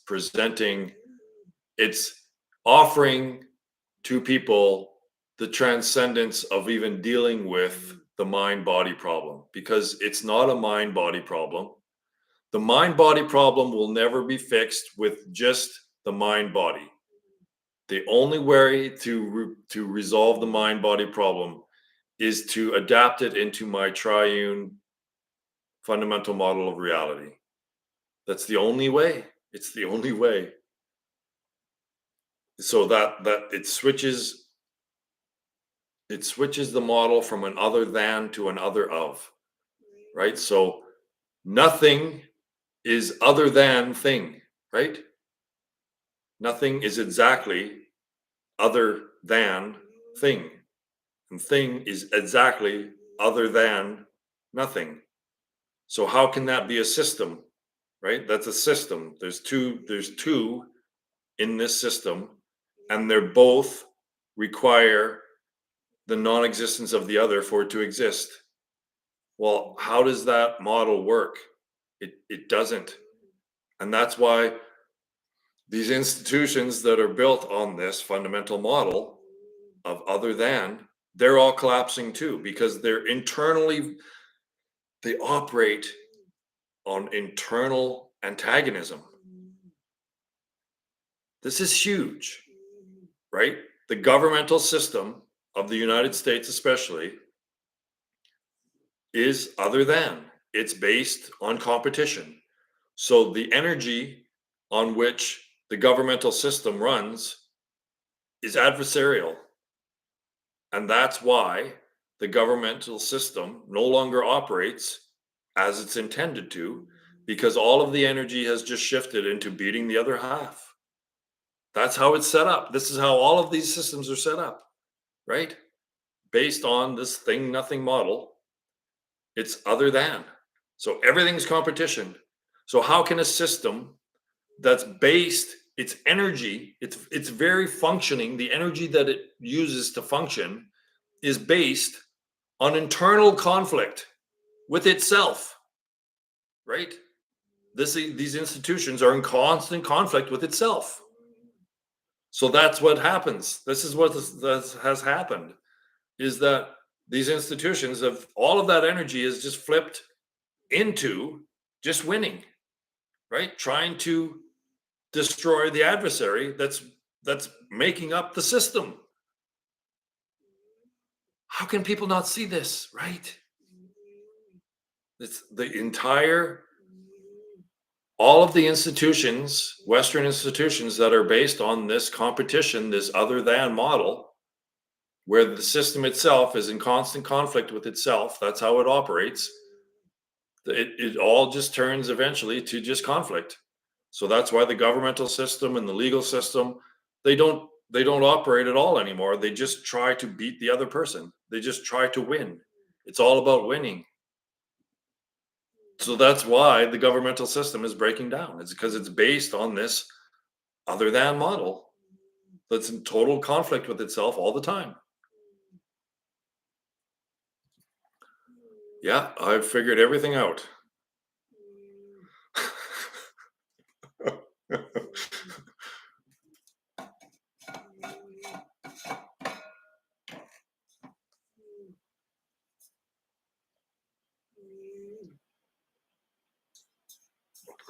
So I even know why my model, my theory even explains why the governmental system is falling apart. Has fallen apart, it's broken. Yeah, that's exactly it, right? The Kali Yuga, like we've done this before, right? We've done this before. It's a cycle over and over and over and over again, right? That's why there's this idea of a Kali Yuga and hell and all this stuff, right? Is because we've done this before. We're trapped in a time loop. And these messages that have been revealed to me through me or whatever are clues to help us get the fuck out of this time loop that we've left for ourselves. Consciousness had a moment of lucidity and realized it's just like that one Star Trek episode where Data left a message. They literally got caught in a time loop, and Data, he left the message 3. Imagine that. The message 3, just 3 over and over and over. And then he was like, why does this number 3 keep coming up? And then he finally realized that he left a message for himself to help break all of them out of the time loop they were in. Well, that's exactly what's occurred with the number system and with this triune fundamental model of reality. They're clues. They're clues that we have left for ourselves in this time loop to help us break out the next time we come around. And we're here again. So people should maybe listen.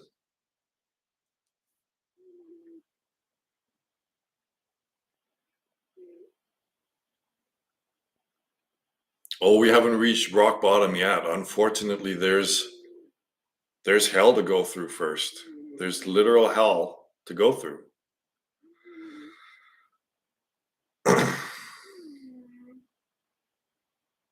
Yeah, as bad as it is, it's going to get infinitely worse. Like, this is it. This is the end, right? Kali Yuga, hell, the whole works. I'm not trying to be fearful. I'm not trying to motivate you. I'm not asking for anything. It's just the way it's going to be, the way it is.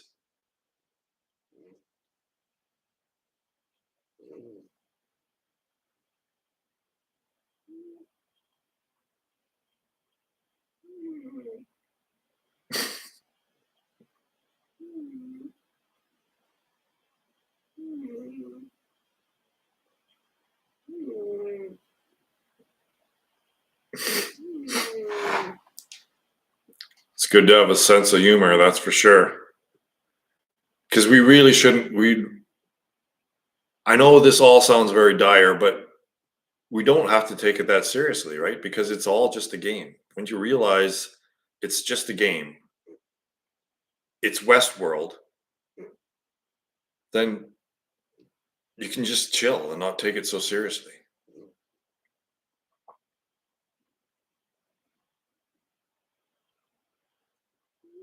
It is what it is.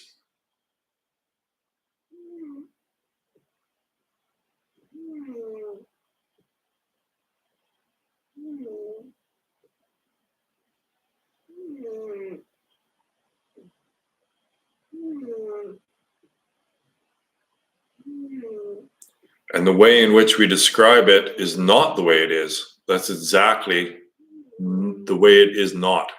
The way we describe the way it is exactly the way it is not. Fun.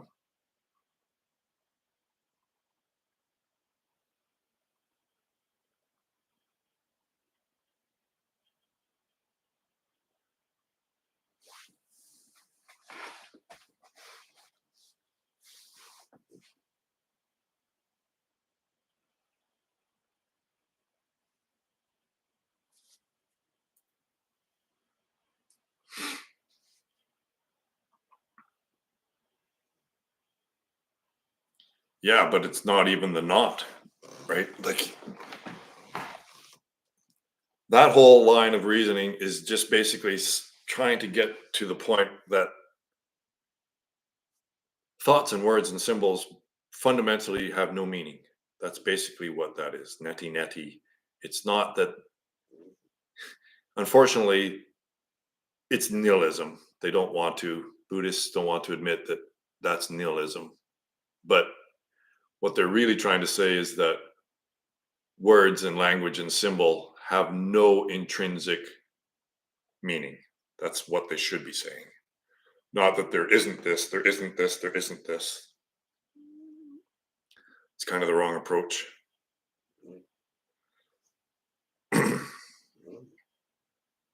But then it's a slippery slope because then it's nihilism. You know what I mean? Like the way they present it, that Buddhist, whatever the fuck it is, the negation of everything, right? It's not even this, it's not that, it's not even not.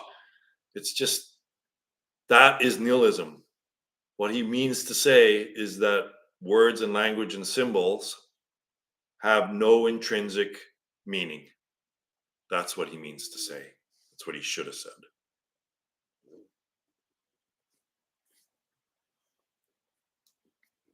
Yeah, it's good that there's new people every now and then.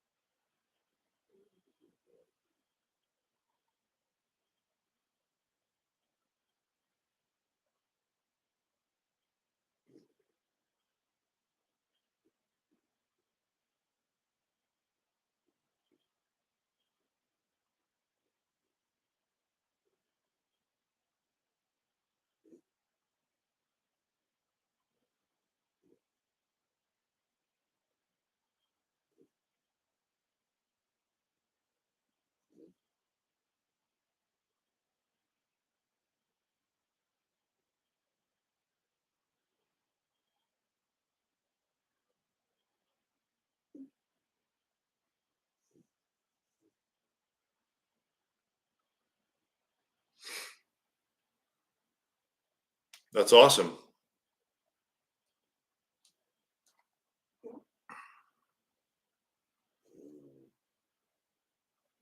I may be a little biased, but this is this is the final teaching. This is the top of the mountain, if you will.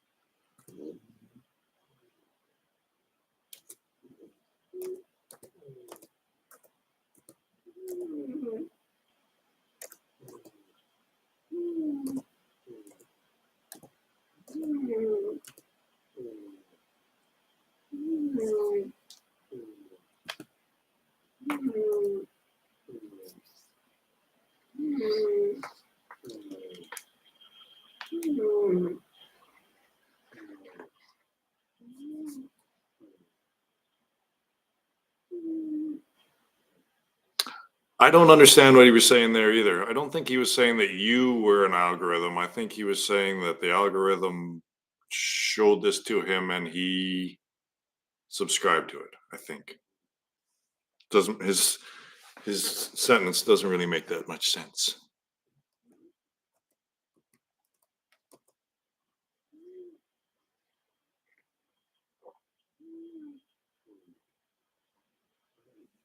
Okay.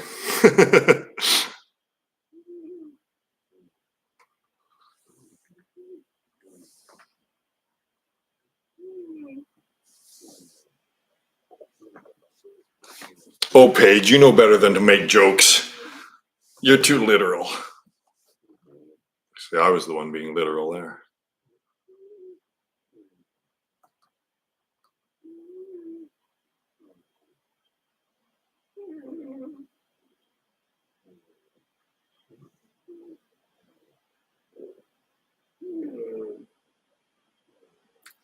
No worries.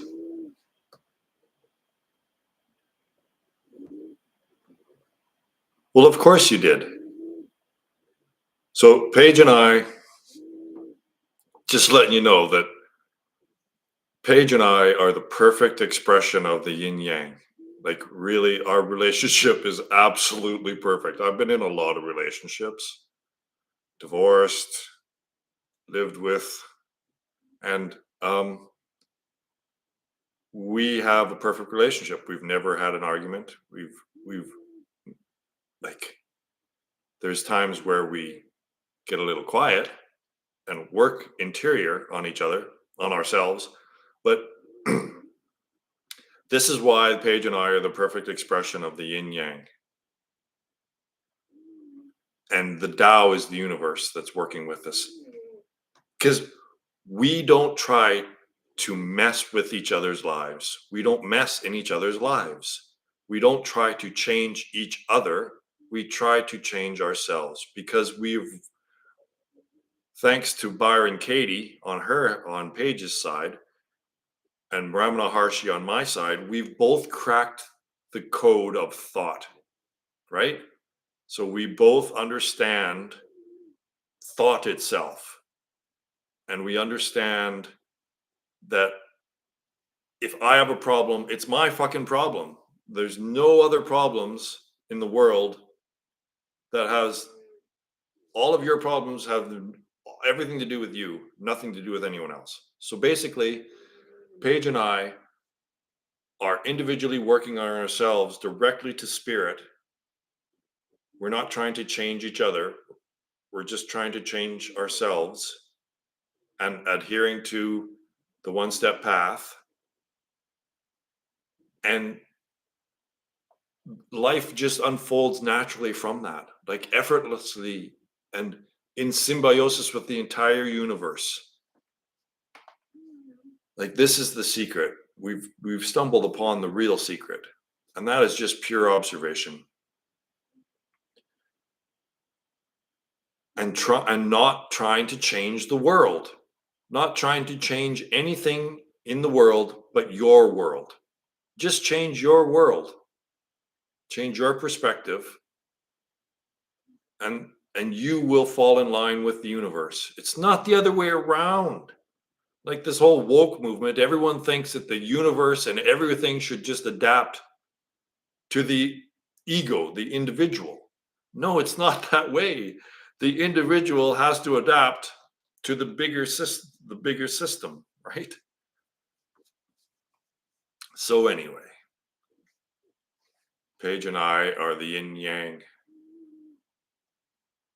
and it works out really well because the universe is the Tao, and it just flows.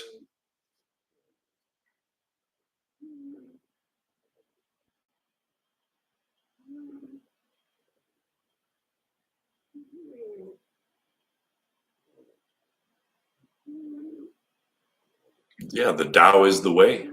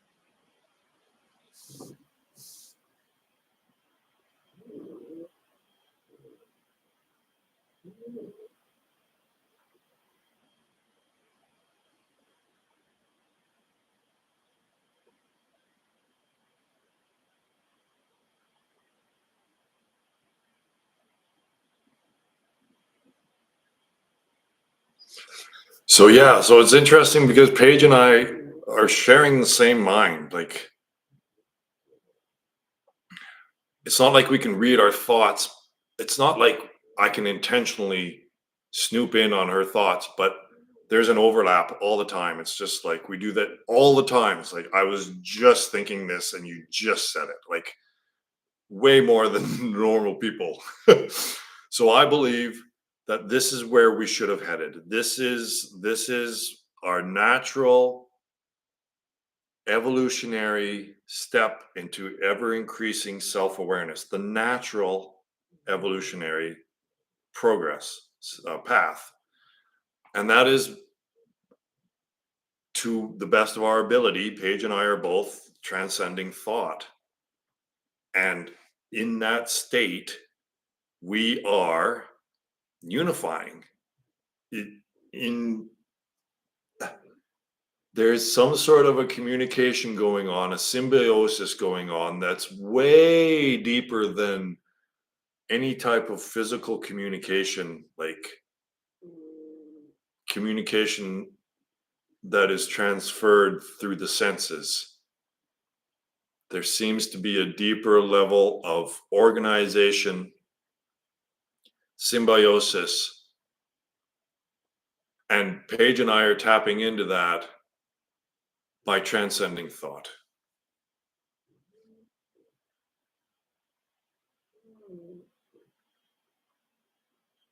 Do you perceive through the mind only, or do you feel heart perception? No, I don't. I see things, right? So I think I've got dyslexia, and things come to me more like a visual, like I see things more than I think things. If that makes any sense. It comes in more like an intuition, or a mind's eye visual. I see it more than I intellectually understand it.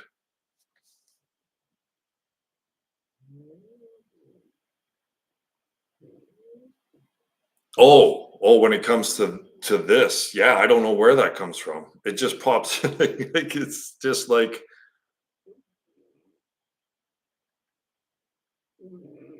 you could call it your heart, I guess. Sure. Whatever isn't, it's not even really your mind, right? Like it's not, I don't know. I don't know. It it's about transcending thought though, because that's what both Paige and I are doing. We both have cracked the code of thought. We understand that thought has no intrinsic meaning. It has no intrinsic meaning other than what you apply to it, what energy you give to the thought. So,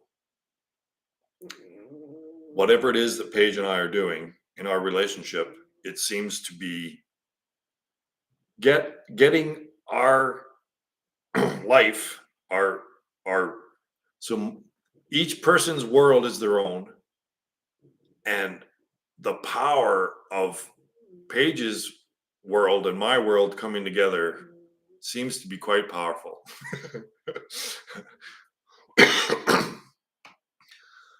So yeah, I don't know. It's magic. It's basically magic.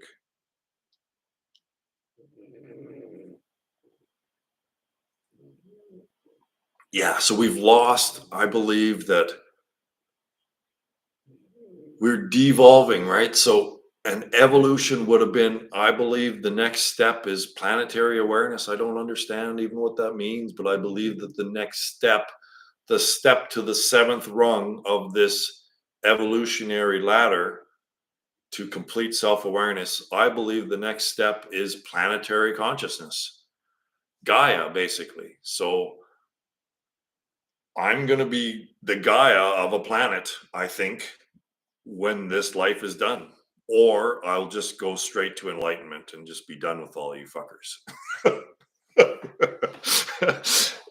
I say that in the nicest, nicest way possible. An endearing fucker, right? Um, so I think that's where our group is, our non-conceptuality group. We are going to turn away from the digital realm and we are going to put our attention on the sensual realm and just let nature take its course from there. And that is, I believe, taking the next step up in evolutionary self awareness. And I believe that is planetary consciousness, whatever that means.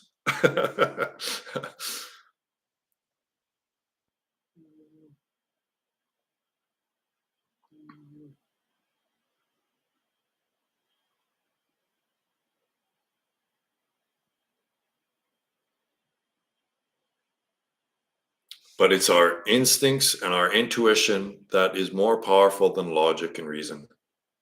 So we need to drop that thinking mind that's blabbering away in your head, that's actually just interfering with all of this natural evolution that's going on. It's in opposition to the symbiosis and unity that's occurring.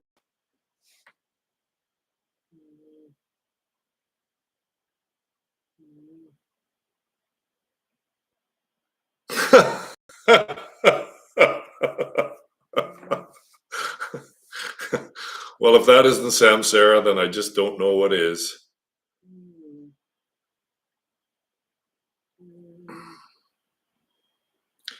See, he's shit out of luck though, because this is his last human experience.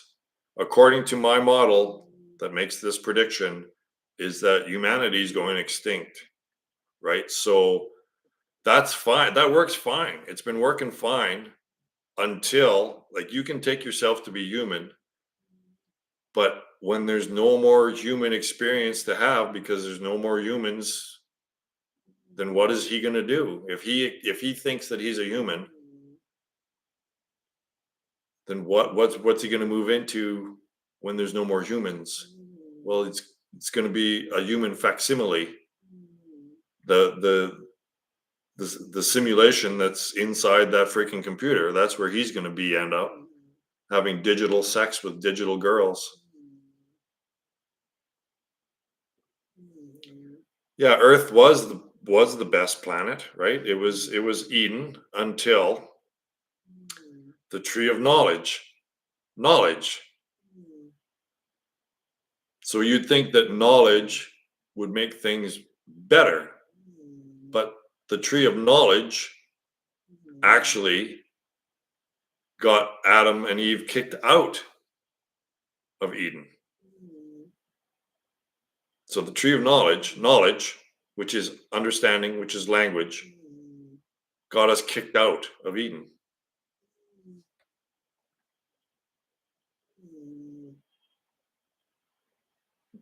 Which is kind of what Dobson's paradox is saying. Anyway, Dobson's paradox says that the knowledge is actually the falsity. So humanity has it inverted. We believe that language and symbol, what we call knowledge, language and symbol, is truth, but it's actually the illusion. And my Dobson's paradox, proves this with language. Dobson's paradox uses language as it could be used, right? I'm not breaking any rules with Dobson's paradox.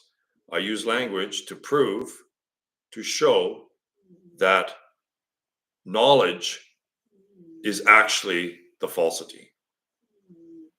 The understanding that is gained through language and symbol is actually the falsity.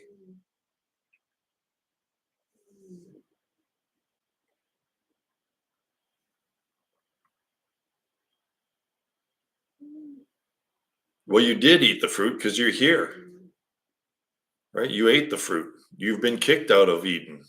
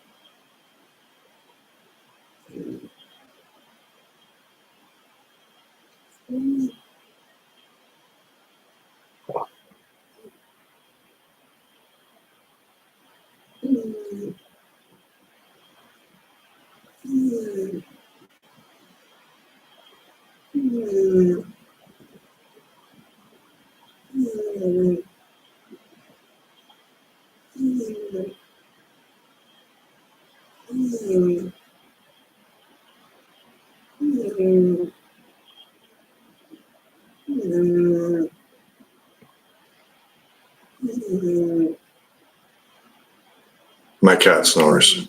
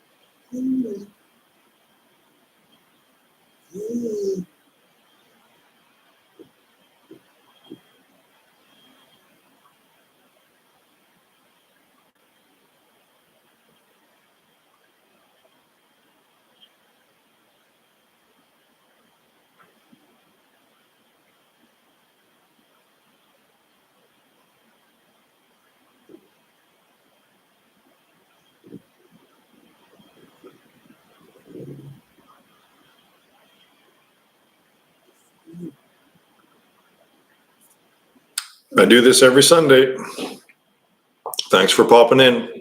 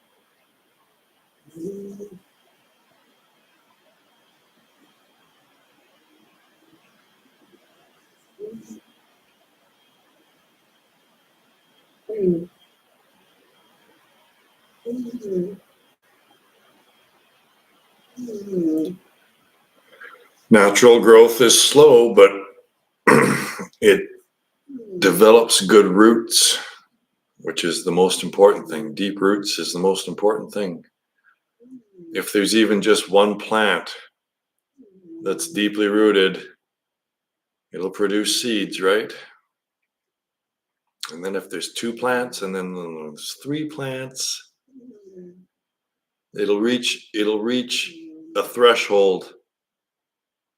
I don't know how many plants it'll take spreading seeds, but there'll be a threshold, and then I think it'll explode.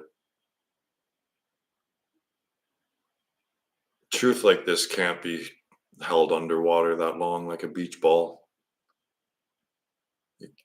Truth like this has to be revealed eventually in a big way.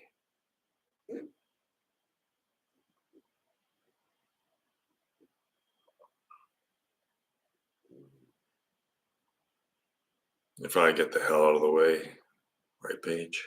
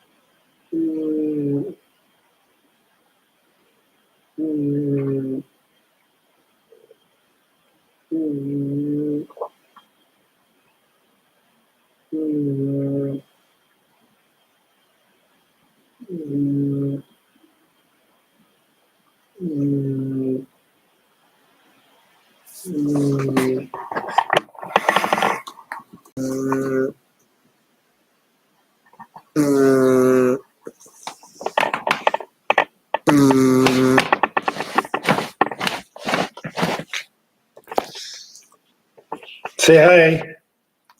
Hi, Callie. Why'd you wake me up, you asshole?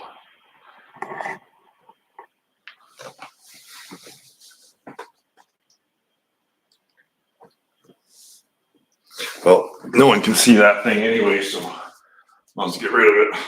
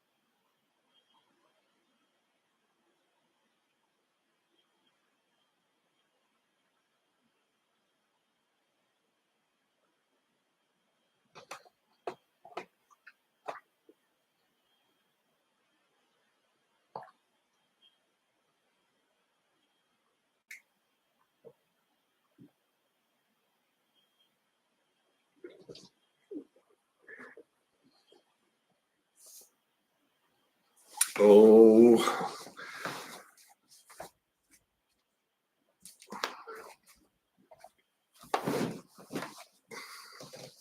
Run up.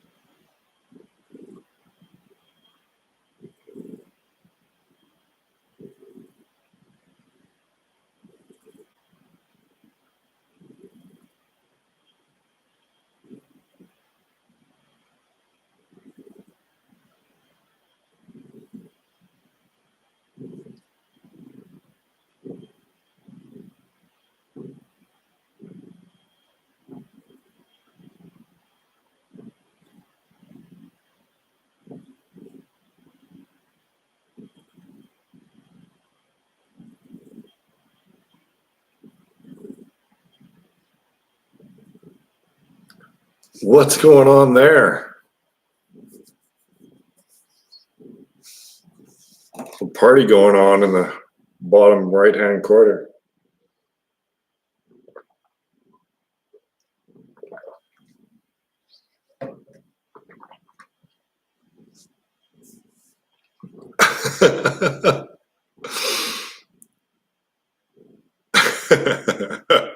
Well,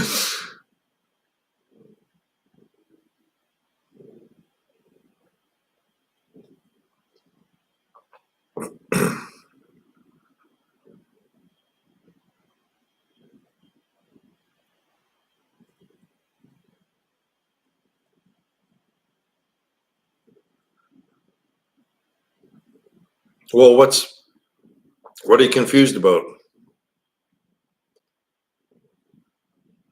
Zero is the same as the Tao, and the Tao that can be named is not the true Tao. Oh, excuse me.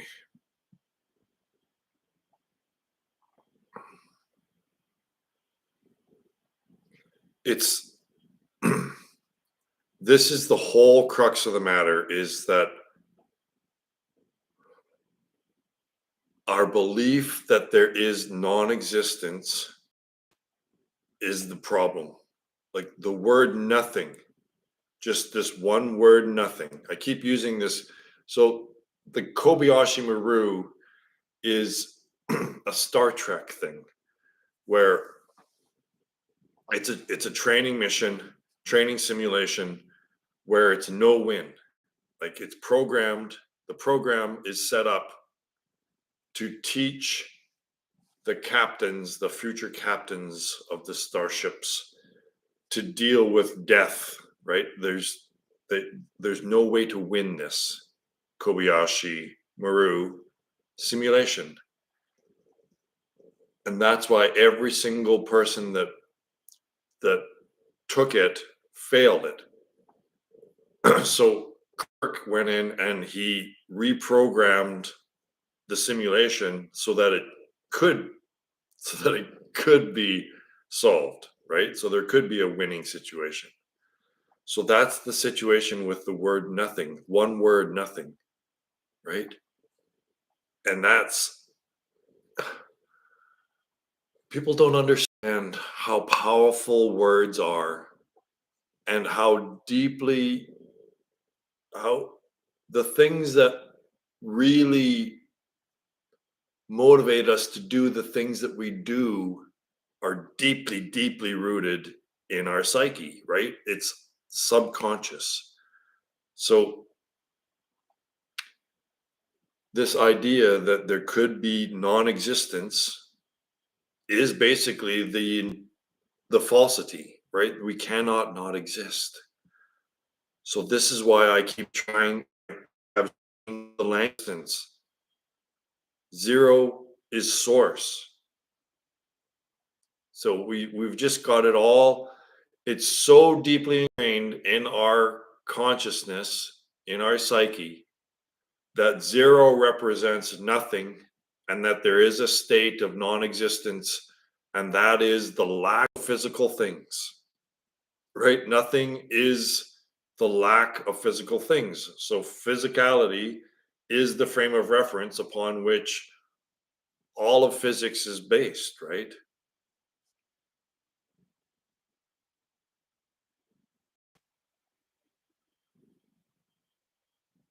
We just have it inverted.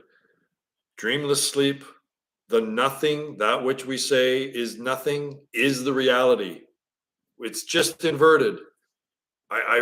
It's so, I don't understand how people don't understand. I don't know. Maybe it's my dyslexia. Maybe it's because I've been doing this for decades, but I just don't understand how people don't understand. I'm sorry. I just don't understand how people don't understand. There's no such thing as nothing. That non-existence does not exist. So the word nothing should be eradicated from the language. But that's not going to happen, is it?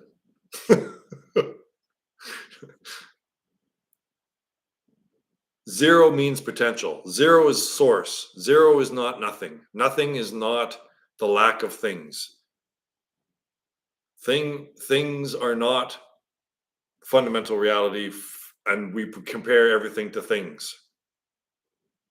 It's just completely inverted. I don't understand. It's so simple to me. I don't understand how people don't understand. I'm sorry.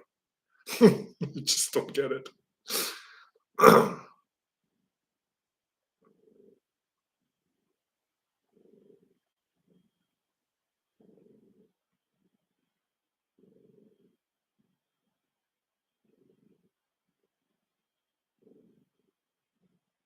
I think it's because people have never experienced the nothing. Their their attention is always outward, so they only recognize thoughts and sensations. I think that must be it. Is that people just humans don't even recognize phenomena that aren't thoughts and sensations. We're just always outwardly focused, and we can't recognize stillness. It's just impossible for humans, apparently, to recognize stillness, to recognize the reality. That's why it's so important to find the stillness.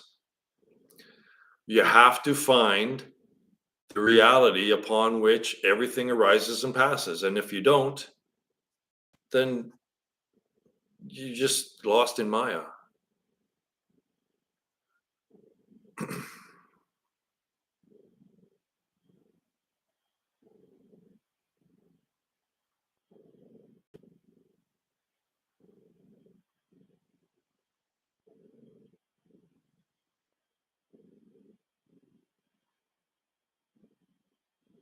See, like I said before, zero is actually one. Zero, the symbol, the round symbol, the circle, the symbol of circle is the symbol that represents one. There's no zero. There's no nothing. There's only one. There's only one. There's no zero. So zero is actually representing singularity. But we've misnamed it, we've misinterpreted it as being a lack of a thing when it's actually the source of the things, right? The 0 in 10 is the lack of another thing, but that's wrong. The 0 in 10 means potential. See, my model shows it even offers more nuance, more expression. It offers more expression to the number system itself. Like, someone please try to understand this. If I replace the word potential with the word nothing to represent zero, the zero that's before the number system, right? 0, 1, 2, 3, 4, 5, 6, 7, 8, 9, 10. That's the source of. So there's potential to stay. Potential means there's a choice, right? Subtly, it implies consciousness. Potential, nothing does not imply consciousness. There's no consciousness in thing nothing.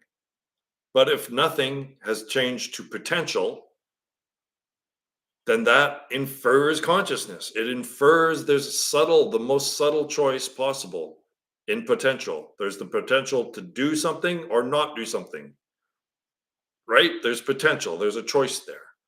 So let's say that in the number system, instead of thinking that 0 is a lack of things or nothing, it's now potential. So you do one iteration, 1, 2, 3, 4, 5, 6, 7, 8, 9. And that's the completion of one iteration of samsara. And then if the 1, 0 is the start, right, is basically the transition period between one iteration and the next. But the 0, instead of representing nothing and just that's it, if the 0 in 10 represents potential, then there's the potential to conclude, right? There's no potential to conclude in the number system. It just goes for infinity. It's just a machine that just churns out infinity. That's all it is. If 0 in the number system is nothing, then all the number system does is churn out infinity. There's no option. There's no choice. There's no free will. It's just a machine. But if 0 means potential, then when you get to the end of one of the cycles of iteration, one of the iterations of samsara, there's the potential to conclude. See, like,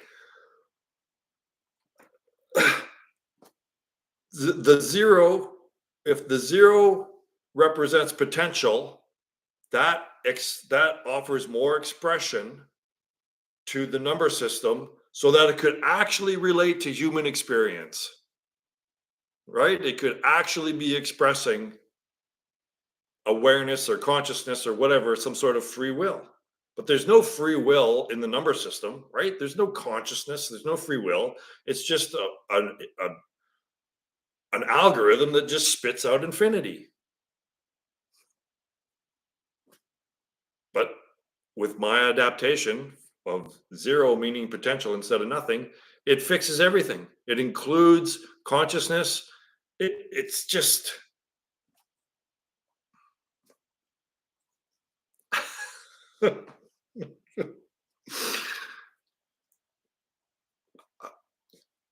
it- this explains everything. I can explain everything. I can explain everything, but no one wants to have a good discussion with me. Yeah, zero equals, if essentially, yes, right? You get what I'm saying, right? Is zero is a singular thing. There's no beginning and end to a circle. There's a beginning and an end to a one, right? There's there's an aspect of duality to the number one. There's no aspect of duality to this number zero. So there's only one thing. There's no nothing. There's one thing. But that is not describable. Ugh.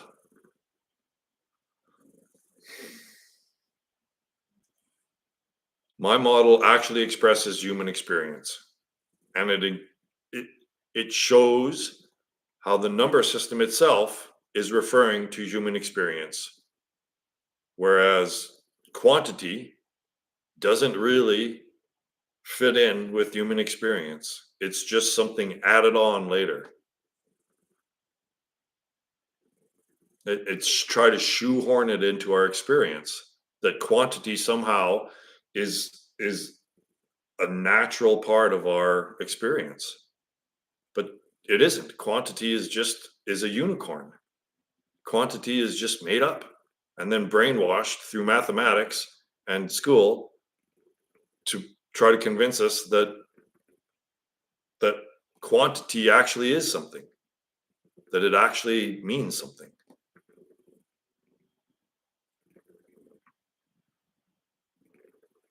The entire concept of quantity is incorrect, which means that all of mathematics is in error. And that error is manifesting as technology. And that technology, as I've said a million times, is killing all life on the planet.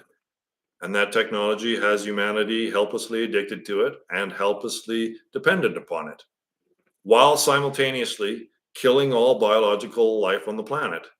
How is this difficult to see? It's difficult to see because people don't want to see it. They don't want to admit that the technology that they're making, that they're developing, is killing themselves, is killing all life on the planet. They don't want to admit that. See, math works because it produces technology. Okay, yeah, okay. Math works to keep mathematicians entertained, to keep them thinking, and it works to produce technology. And what is that technology doing? Well, it's killing all life on the planet, while simultaneously attracting our attention, drawing our attention into the digital realm, while simultaneously destroying all biological life. So what's going on, people? Right in front of our eyes.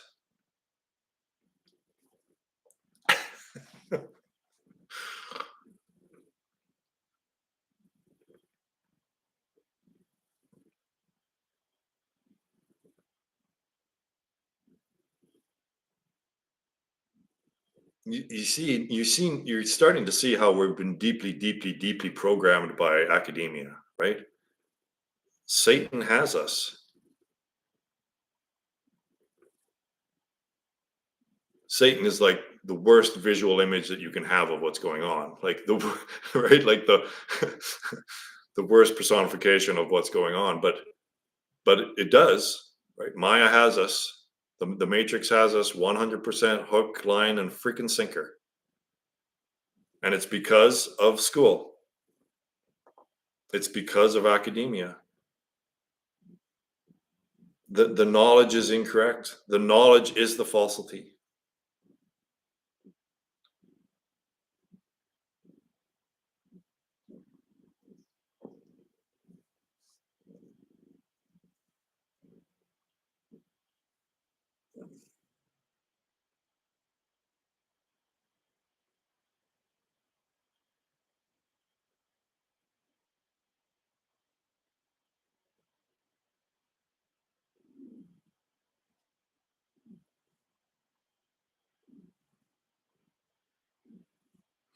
See, the knowledge is the falsity in this way.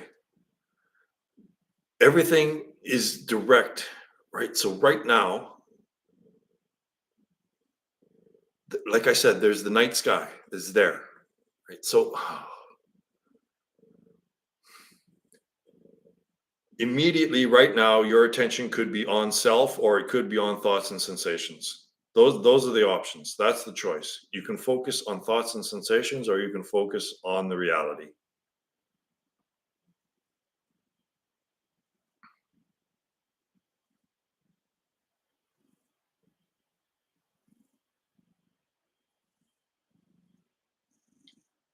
And when someone is thinking, someone is engaging in knowledge, right? Thinking about something, thinking that they know something. They're just thinking, right? Knowledge. They're engaging in thought and how it relates apparently to the physical realm. But it isn't, and all it's doing is diverting your attention immediately away from self into the thought realm. It's not leading anywhere, you see. It's the thought realm is the voice in your head is not leading you to truth. It's not leading you to reality. It's leading you away from reality. So the knowledge that we think is getting us the knowledge of language and symbol that we think is getting us closer to reality is actually diverting us away from it.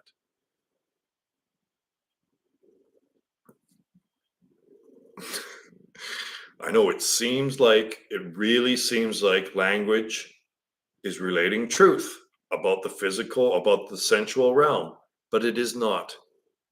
That is the big deception, is that the thought realm does not relate at all to the realm of the senses. It doesn't. But because we've been brainwashed, it appears as though it does. It appears as though there's a truth, that there's some sort of correlation between the thought realm and the sensual realm, but there isn't. It's just like physicists trying to develop the theory of everything. There's no connection between particle physics and the wave function. Like quantum mechanics and classical physics, they don't mix. What they're trying to do is an abomination. It's fuck. I see this so clearly, and it's just like I want to just grab these guys and shake them. If they build another larger hadron collider and start fucking around with string theory, they're going to explode the fucking universe, basically.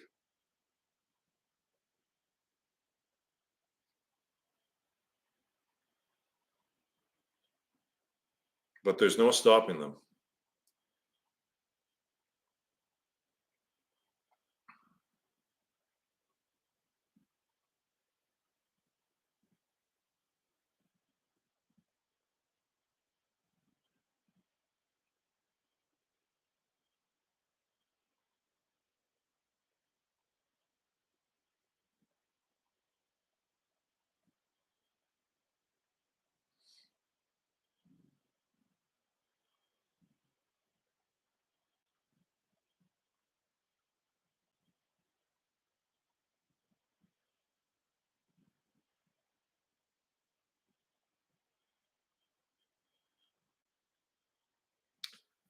They're projecting devices.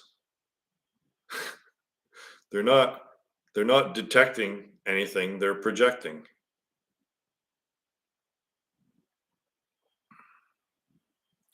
See, obviously, this is why there's no conclusion to physics and science, because they're literally chasing their tail, aren't they?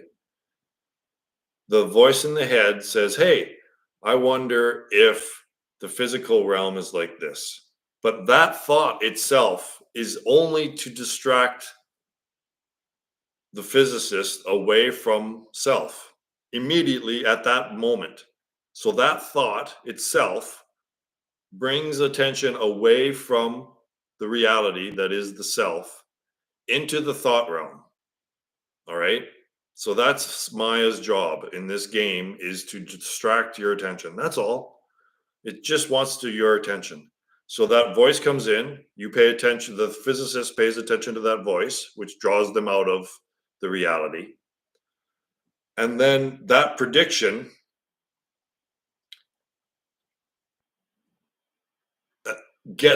motivates the physicist to build a contraption. And then the building of the contraption, of course, brings the physicist out of reality as well.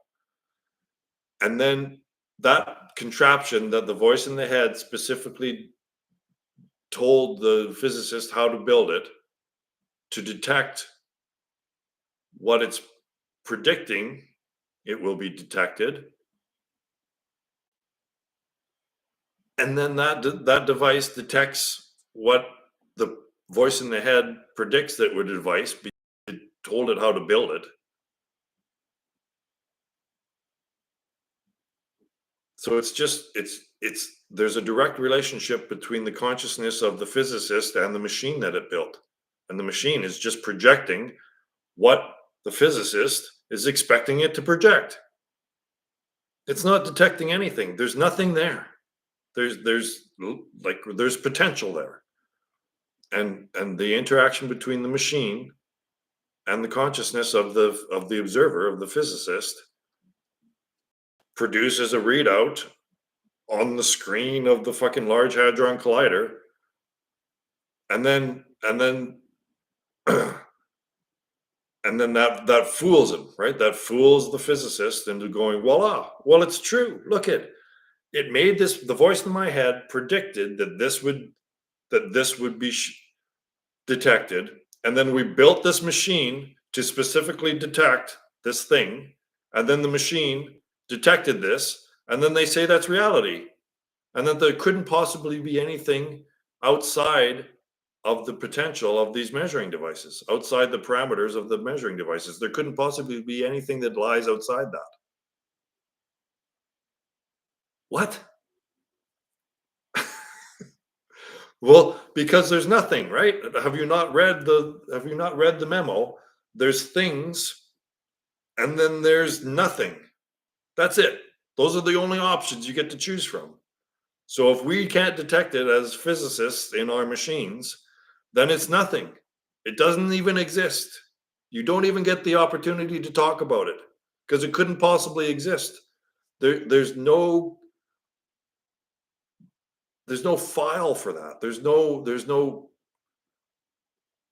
nowhere to put things, non-things. It's just nothing. It doesn't go into the non-thing category, phenomena that actually exist that can't be detected by physics. Nope, physicists say that it just simply doesn't exist, and we can't even talk about it.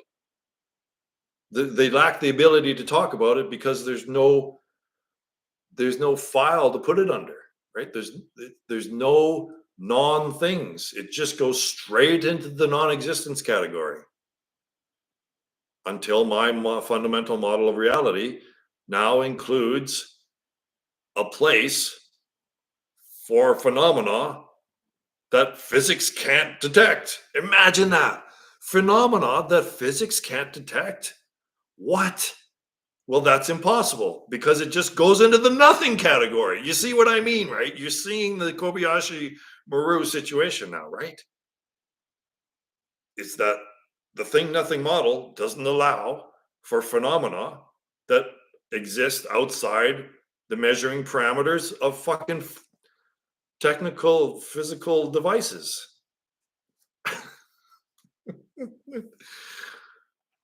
But you call them on it and they're just like, does not compute.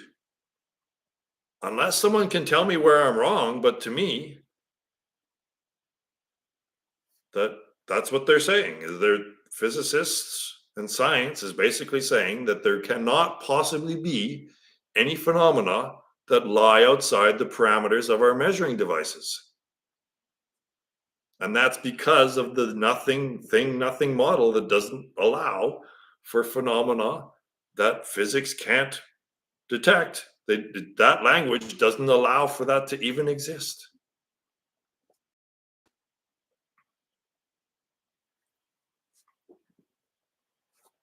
But mathematicians don't believe that the language of words, they believe that the language of math is primary and that it does a better job of describing human experience than the language of words. But the language of words obviously does a far better job of explaining human experience than the language of mathematics. The language of mathematics doesn't describe anything within human experience other than the fucking technology that we engage in. Right?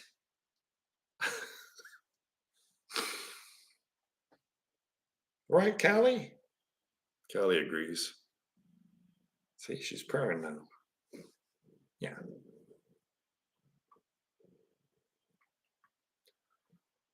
Like, I'm pretty sure that I could destroy any physicist. It doesn't matter how fucking cocky they are. Bring them. Neil deGrasse Tyson or what's his name there? Brian Greene. Bring it. I am quite content and happy and sure of my reasoning. It's very basic reasoning. But they will try to take it into complexity and then say, well, what about this? I'm like, well, if it's a display in a machine, then just what I said, there's no way for you to tell whether that's projecting or detecting. And until you come up with a way of deciding whether it's detecting or projecting, then you can't take it to mean anything.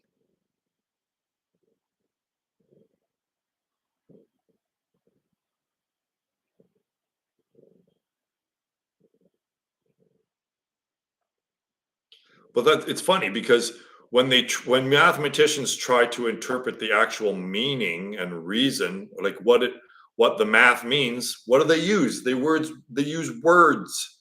We talk about the meaning of the math with words. We don't talk about math with math. Like, it doesn't make any sense to a human to talk in the language of math. We translate the language of math into the language of words in order for it to make any fucking sense, right?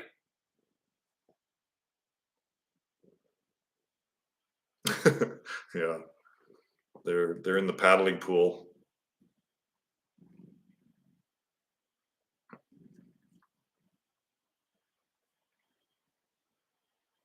We just have to question the assumptions.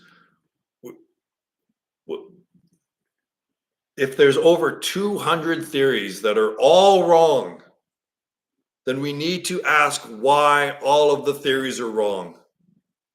Right? We can't just, let's tweak this, the 246th theory. If we just tweak the 246th theory, if we just tweak it a little bit, then that'll be the right one.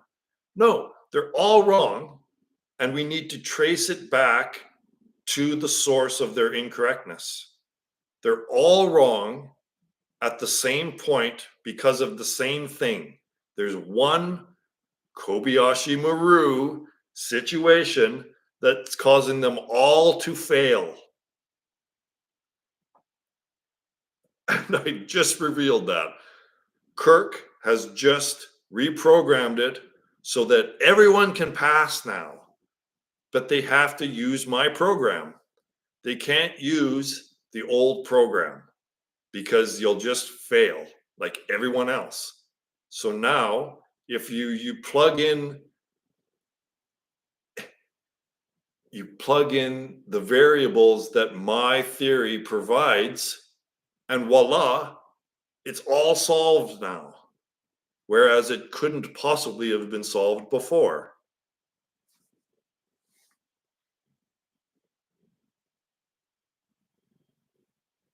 And guess what? It's the simplicity that solves it. It's not going on into further complexity. How many people, they're all so specialized. How many people understand, like,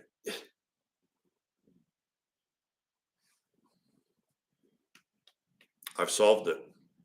I've solved the Kobayashi Maru program situation.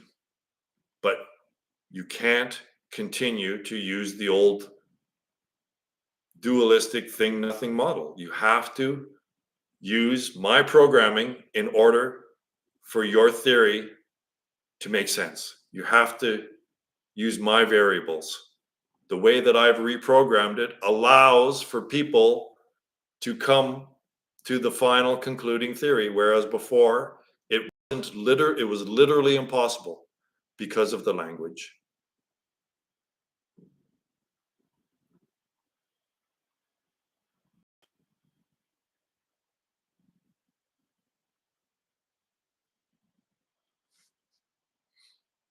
Well, this is so what I'm trying to do is develop the theory, the final theory that leads people to your conclusion, right? That's exactly what this is the conclusion of the theory is when you fucking conclude it. It will not conclude itself.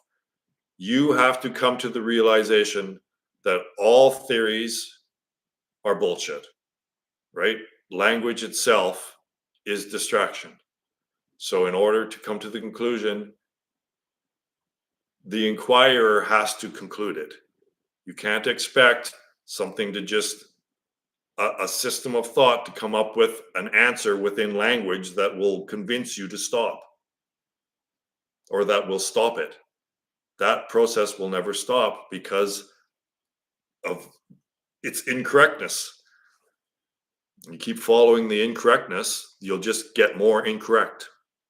That's why math develops into abstraction, just pure abstraction, because it actually never did relate to the sensual realm at all. Quantity is made up. It's a belief. Quantity is a belief. Just like believing that the Bible is the word of God. It's basically just, oh, well, the Bible is the word of God, so everything that the Bible says is true.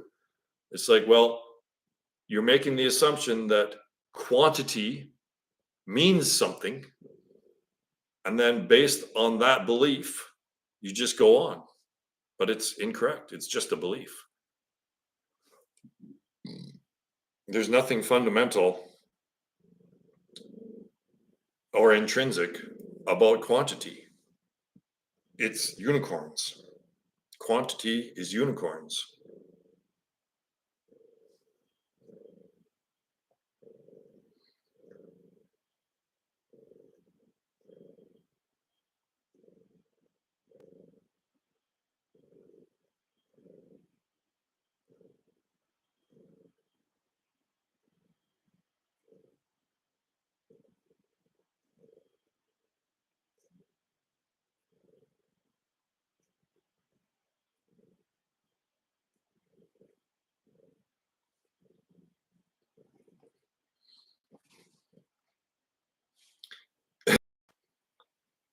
Are on their own little magical island, like like Wonder Woman and the Amazons. They're in their own little world, separate from everyone else, keeping them entertained and diverting their attention away from the reality.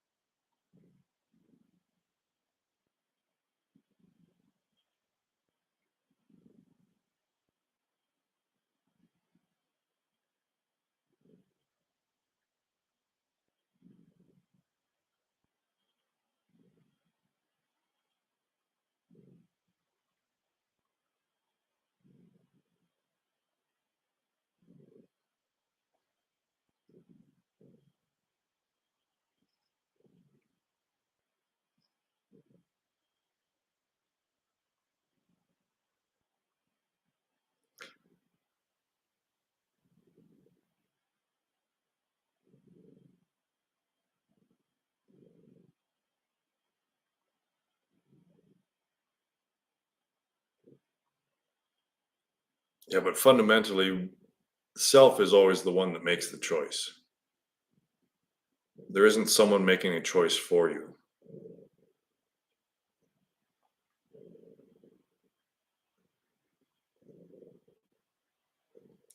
Like, I could easily and quite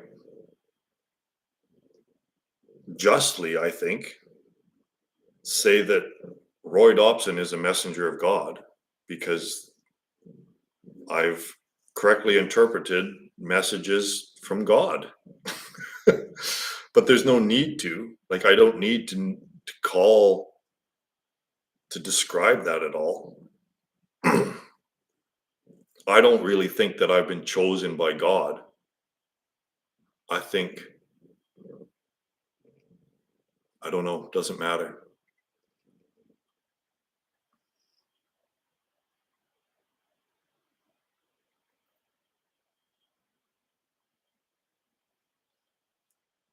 Yeah, if you're chosen by God, then you can't be God. So, in a way, to even say that you're a messenger of God is lowering yourself from your divinity. Like, technically, I should just be saying that I'm God. Not Roy Dobson is God, but that which is appearing as Roy Dobson is God. And Roy Dobson is the messenger, I guess.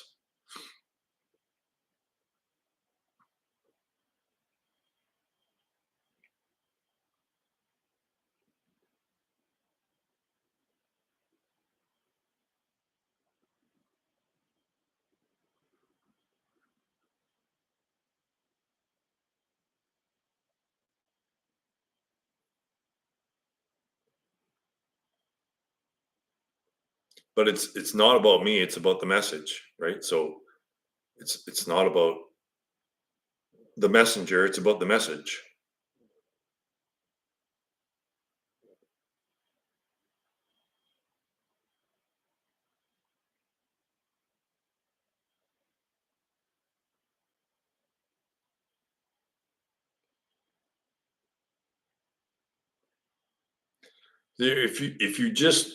If you just leave self undefined, then by default that's God, right? God is the undefined, undefinable.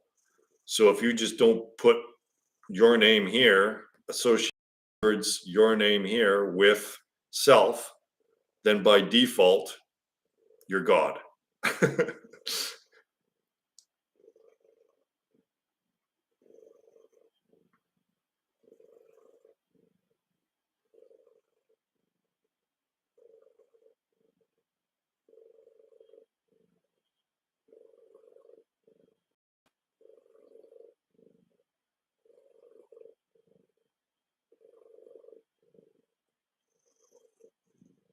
Hmm. If like again, if you do not apply the words, if you do not connect the words that make up your name, if you do not connect that to yourself, then you are nothing, right? You are undefined. You are the undefinable, the undefined, which is the same as God, which is the same as the Tao, which is the same as the middle column of my fundamental model of reality.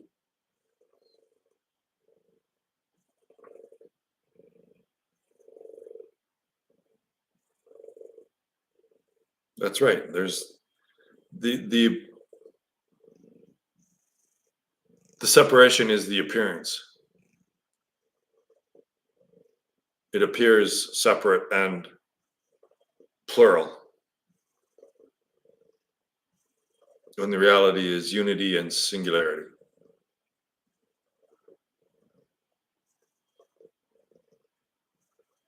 So again, the zero is actually one. The zero is actually the symbol zero. The symbol of a circle is the representation of singularity. Whether that's a circle that's a ball or a sphere or a circle, it's all metaphor, expression of awareness coming back onto itself. Whether it's a circle is a line that comes, a circle is a point that comes back onto itself. A line is a point that just goes on to infinity. So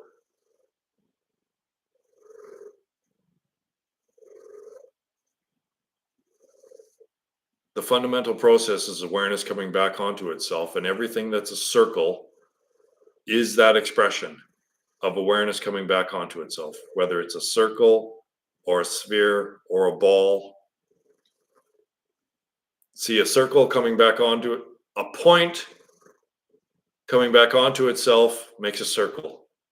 And the simplest way for that circle to come back onto itself is if it spins, right? So you got a circle, and then it's a two-dimensional circle, and it spins, and that it spins in the third dimension, and that creates a sphere. And that sphere, in order for that to come back onto itself in its most efficient manner, well, what's that? That's orbit, right? So we've got a point coming back onto itself, which is awareness coming back onto itself, makes a circle. That circle coming back onto itself creates spin, and that spin creates a ball or a sphere. And then that ball, when it comes back onto itself, creates a torus. And then that torus, when it comes back onto itself, I don't know what the heck that creates. A black hole? See what I mean? Or the circle coming back onto itself creates a ball. I think that's what it is. Creates a ball. And then that ball, when it comes around, it's all metaphor, right? It's all expression of the awareness coming back, the one coming back onto itself. So that ball, when it goes around and comes back onto itself, well, that creates a torus, right? And the torus, when it comes back onto itself, maybe that's what creates a sphere. So it goes point, coming back onto itself, circle, circle coming back onto itself, ball, ball coming back onto itself, torus, torus coming back onto itself, sphere, and then maybe that's a black hole.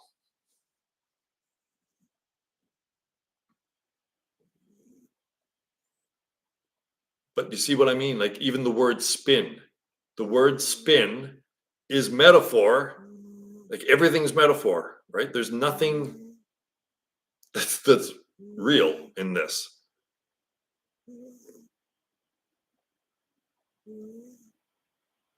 Yeah. I think I did. Well, maybe I didn't.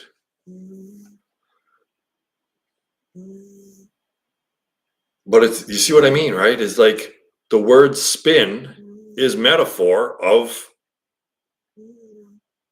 an iteration that's coming back onto itself. And then orbit is coming back onto itself as well, right? These words are expressions of awareness coming back onto itself. Spin, orbit, those are expressions of awareness coming back onto itself.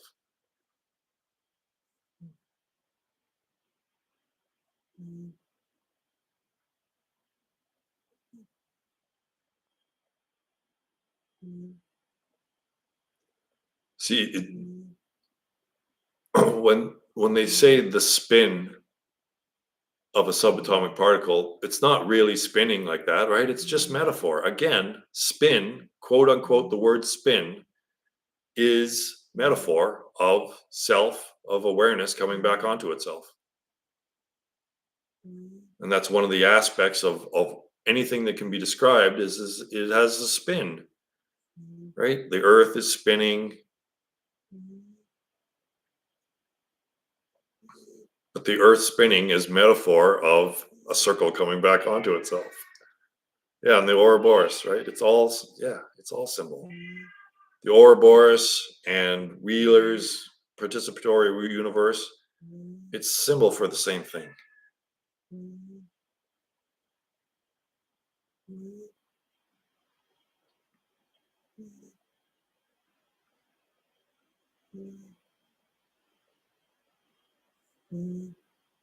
Well, like Solution Seeker says, a white hole is a person, right? Like the birth of a person is the creation of a new universe.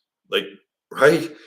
It's not like it's each person's world is their own.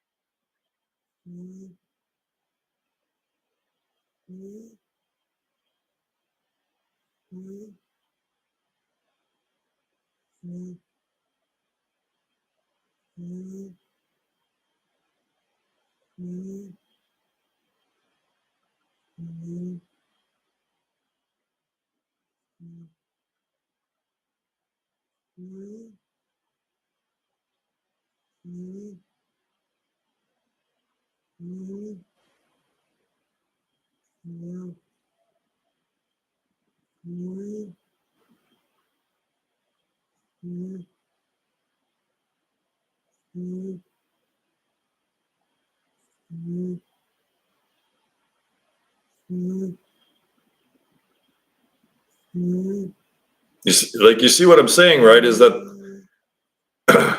the functioning of the physical world is all metaphor pointing us towards the exit of the game. It's all the game. The physical realm is all clues towards the finishing of the game, the playing of the game.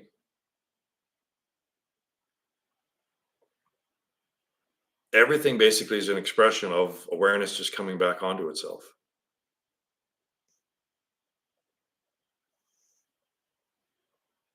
Like even gravity. Gravity is metaphor. Gravity is metaphor.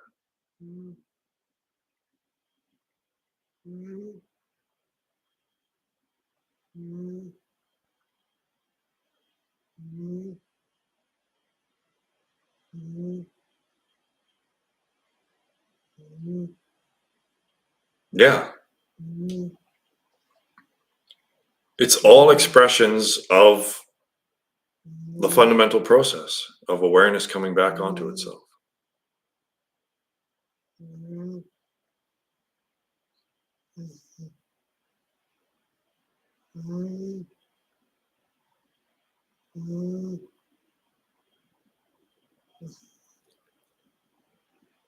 So when a satellite in space detects a weather pattern across 3/4 of the planet, that is the Tao. When you see a picture of it from this satellite in its color coding, it's the freaking Tao, right? It's got a high pressure system that has a long tail that looks exactly like one of the fish from this, and then the other low pressure system, which is, you know, the darker colors, exactly in the form of the Tao across 3/4 of the fucking planet. It looks exactly like that. How is that not a metaphor saying, hey, you guys should pay attention to Taoism? Or that it's at least saying, wow, Taoism is really expressing a deep fundamental truth, because the entire fucking weather system of the planet is expressing the Tao. Look at it. Why do we not put those two together? Why can't physicists put that 2 and 2 together and get 4? No, it's just a coincidence that 3/4 of the fucking climate on the planet is expressing the Tao. That's just a coincidence. It has nothing to do with each other. But somehow E equals mc squared and the movements of the planets, there's a connection there, but there's no connection between the entire weather pattern of the world expressing itself as the Tao. Okay. Oh, if it's Buddhism, yeah, I probably heard some of it through the Buddhists, but I probably don't agree with them.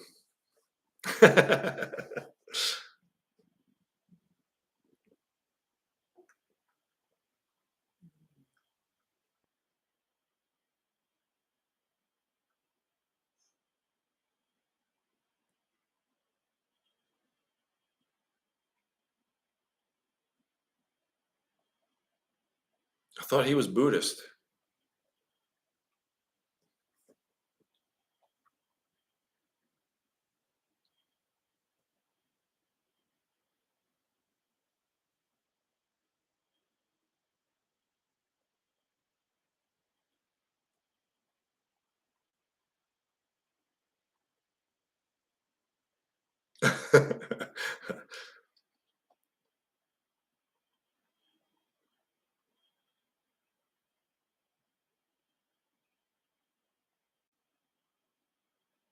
Yeah, I don't really agree with Buddhism because they're basically an offshoot of Hinduism. So Buddha didn't really agree with Hinduism. So then he came up with his own thing. It's like, well, I don't think you're actually getting closer. I think you're actually moving away a little bit.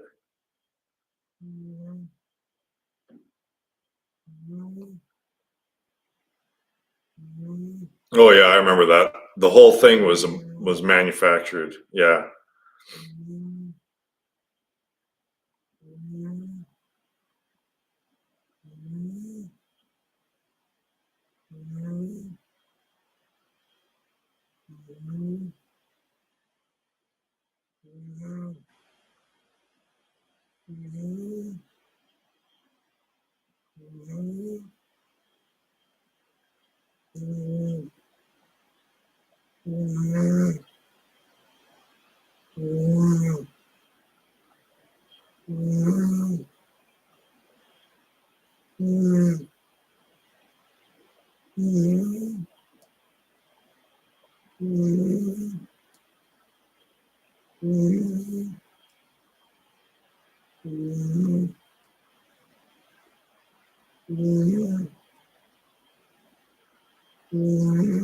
Yeah, my cat snores. I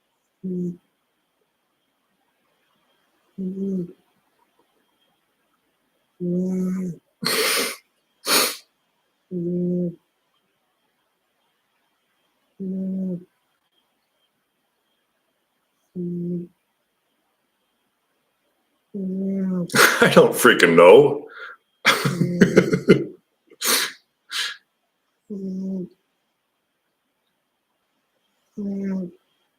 We used to do that in fire college. I went to structural firefighting college. I graduated as a structural firefighter, and we did a lot of that, but I can't remember the times.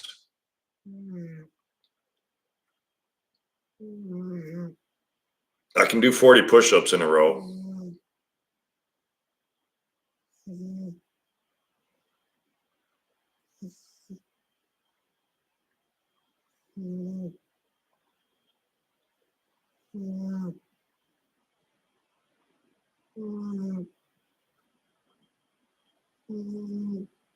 If I were to count them.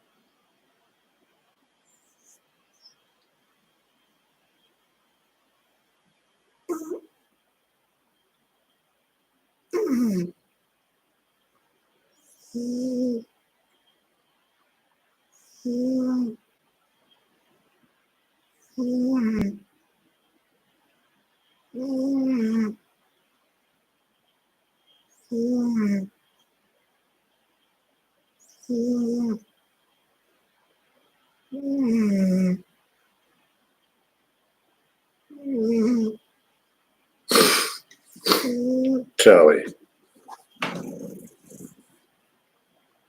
maybe go with purring instead.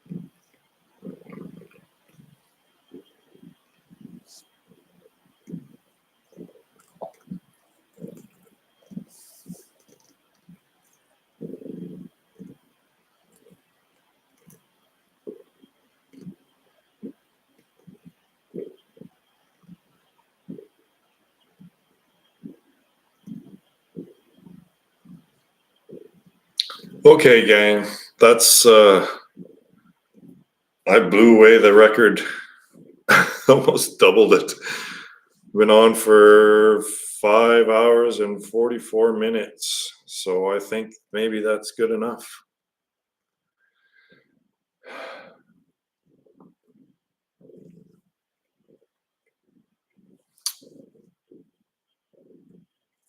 Or then again, there's nothing else to do. All right, I'm gonna go have some food. Come on, Callie. Let's go get some food or something. There.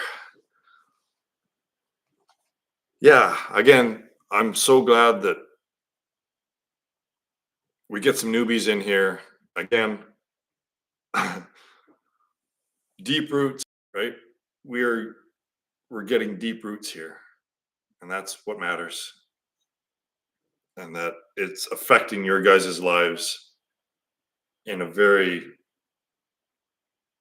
practical way. Like this is if a theory or a truth doesn't increase your happiness and decrease your suffering, then it's useless. There's no point to it.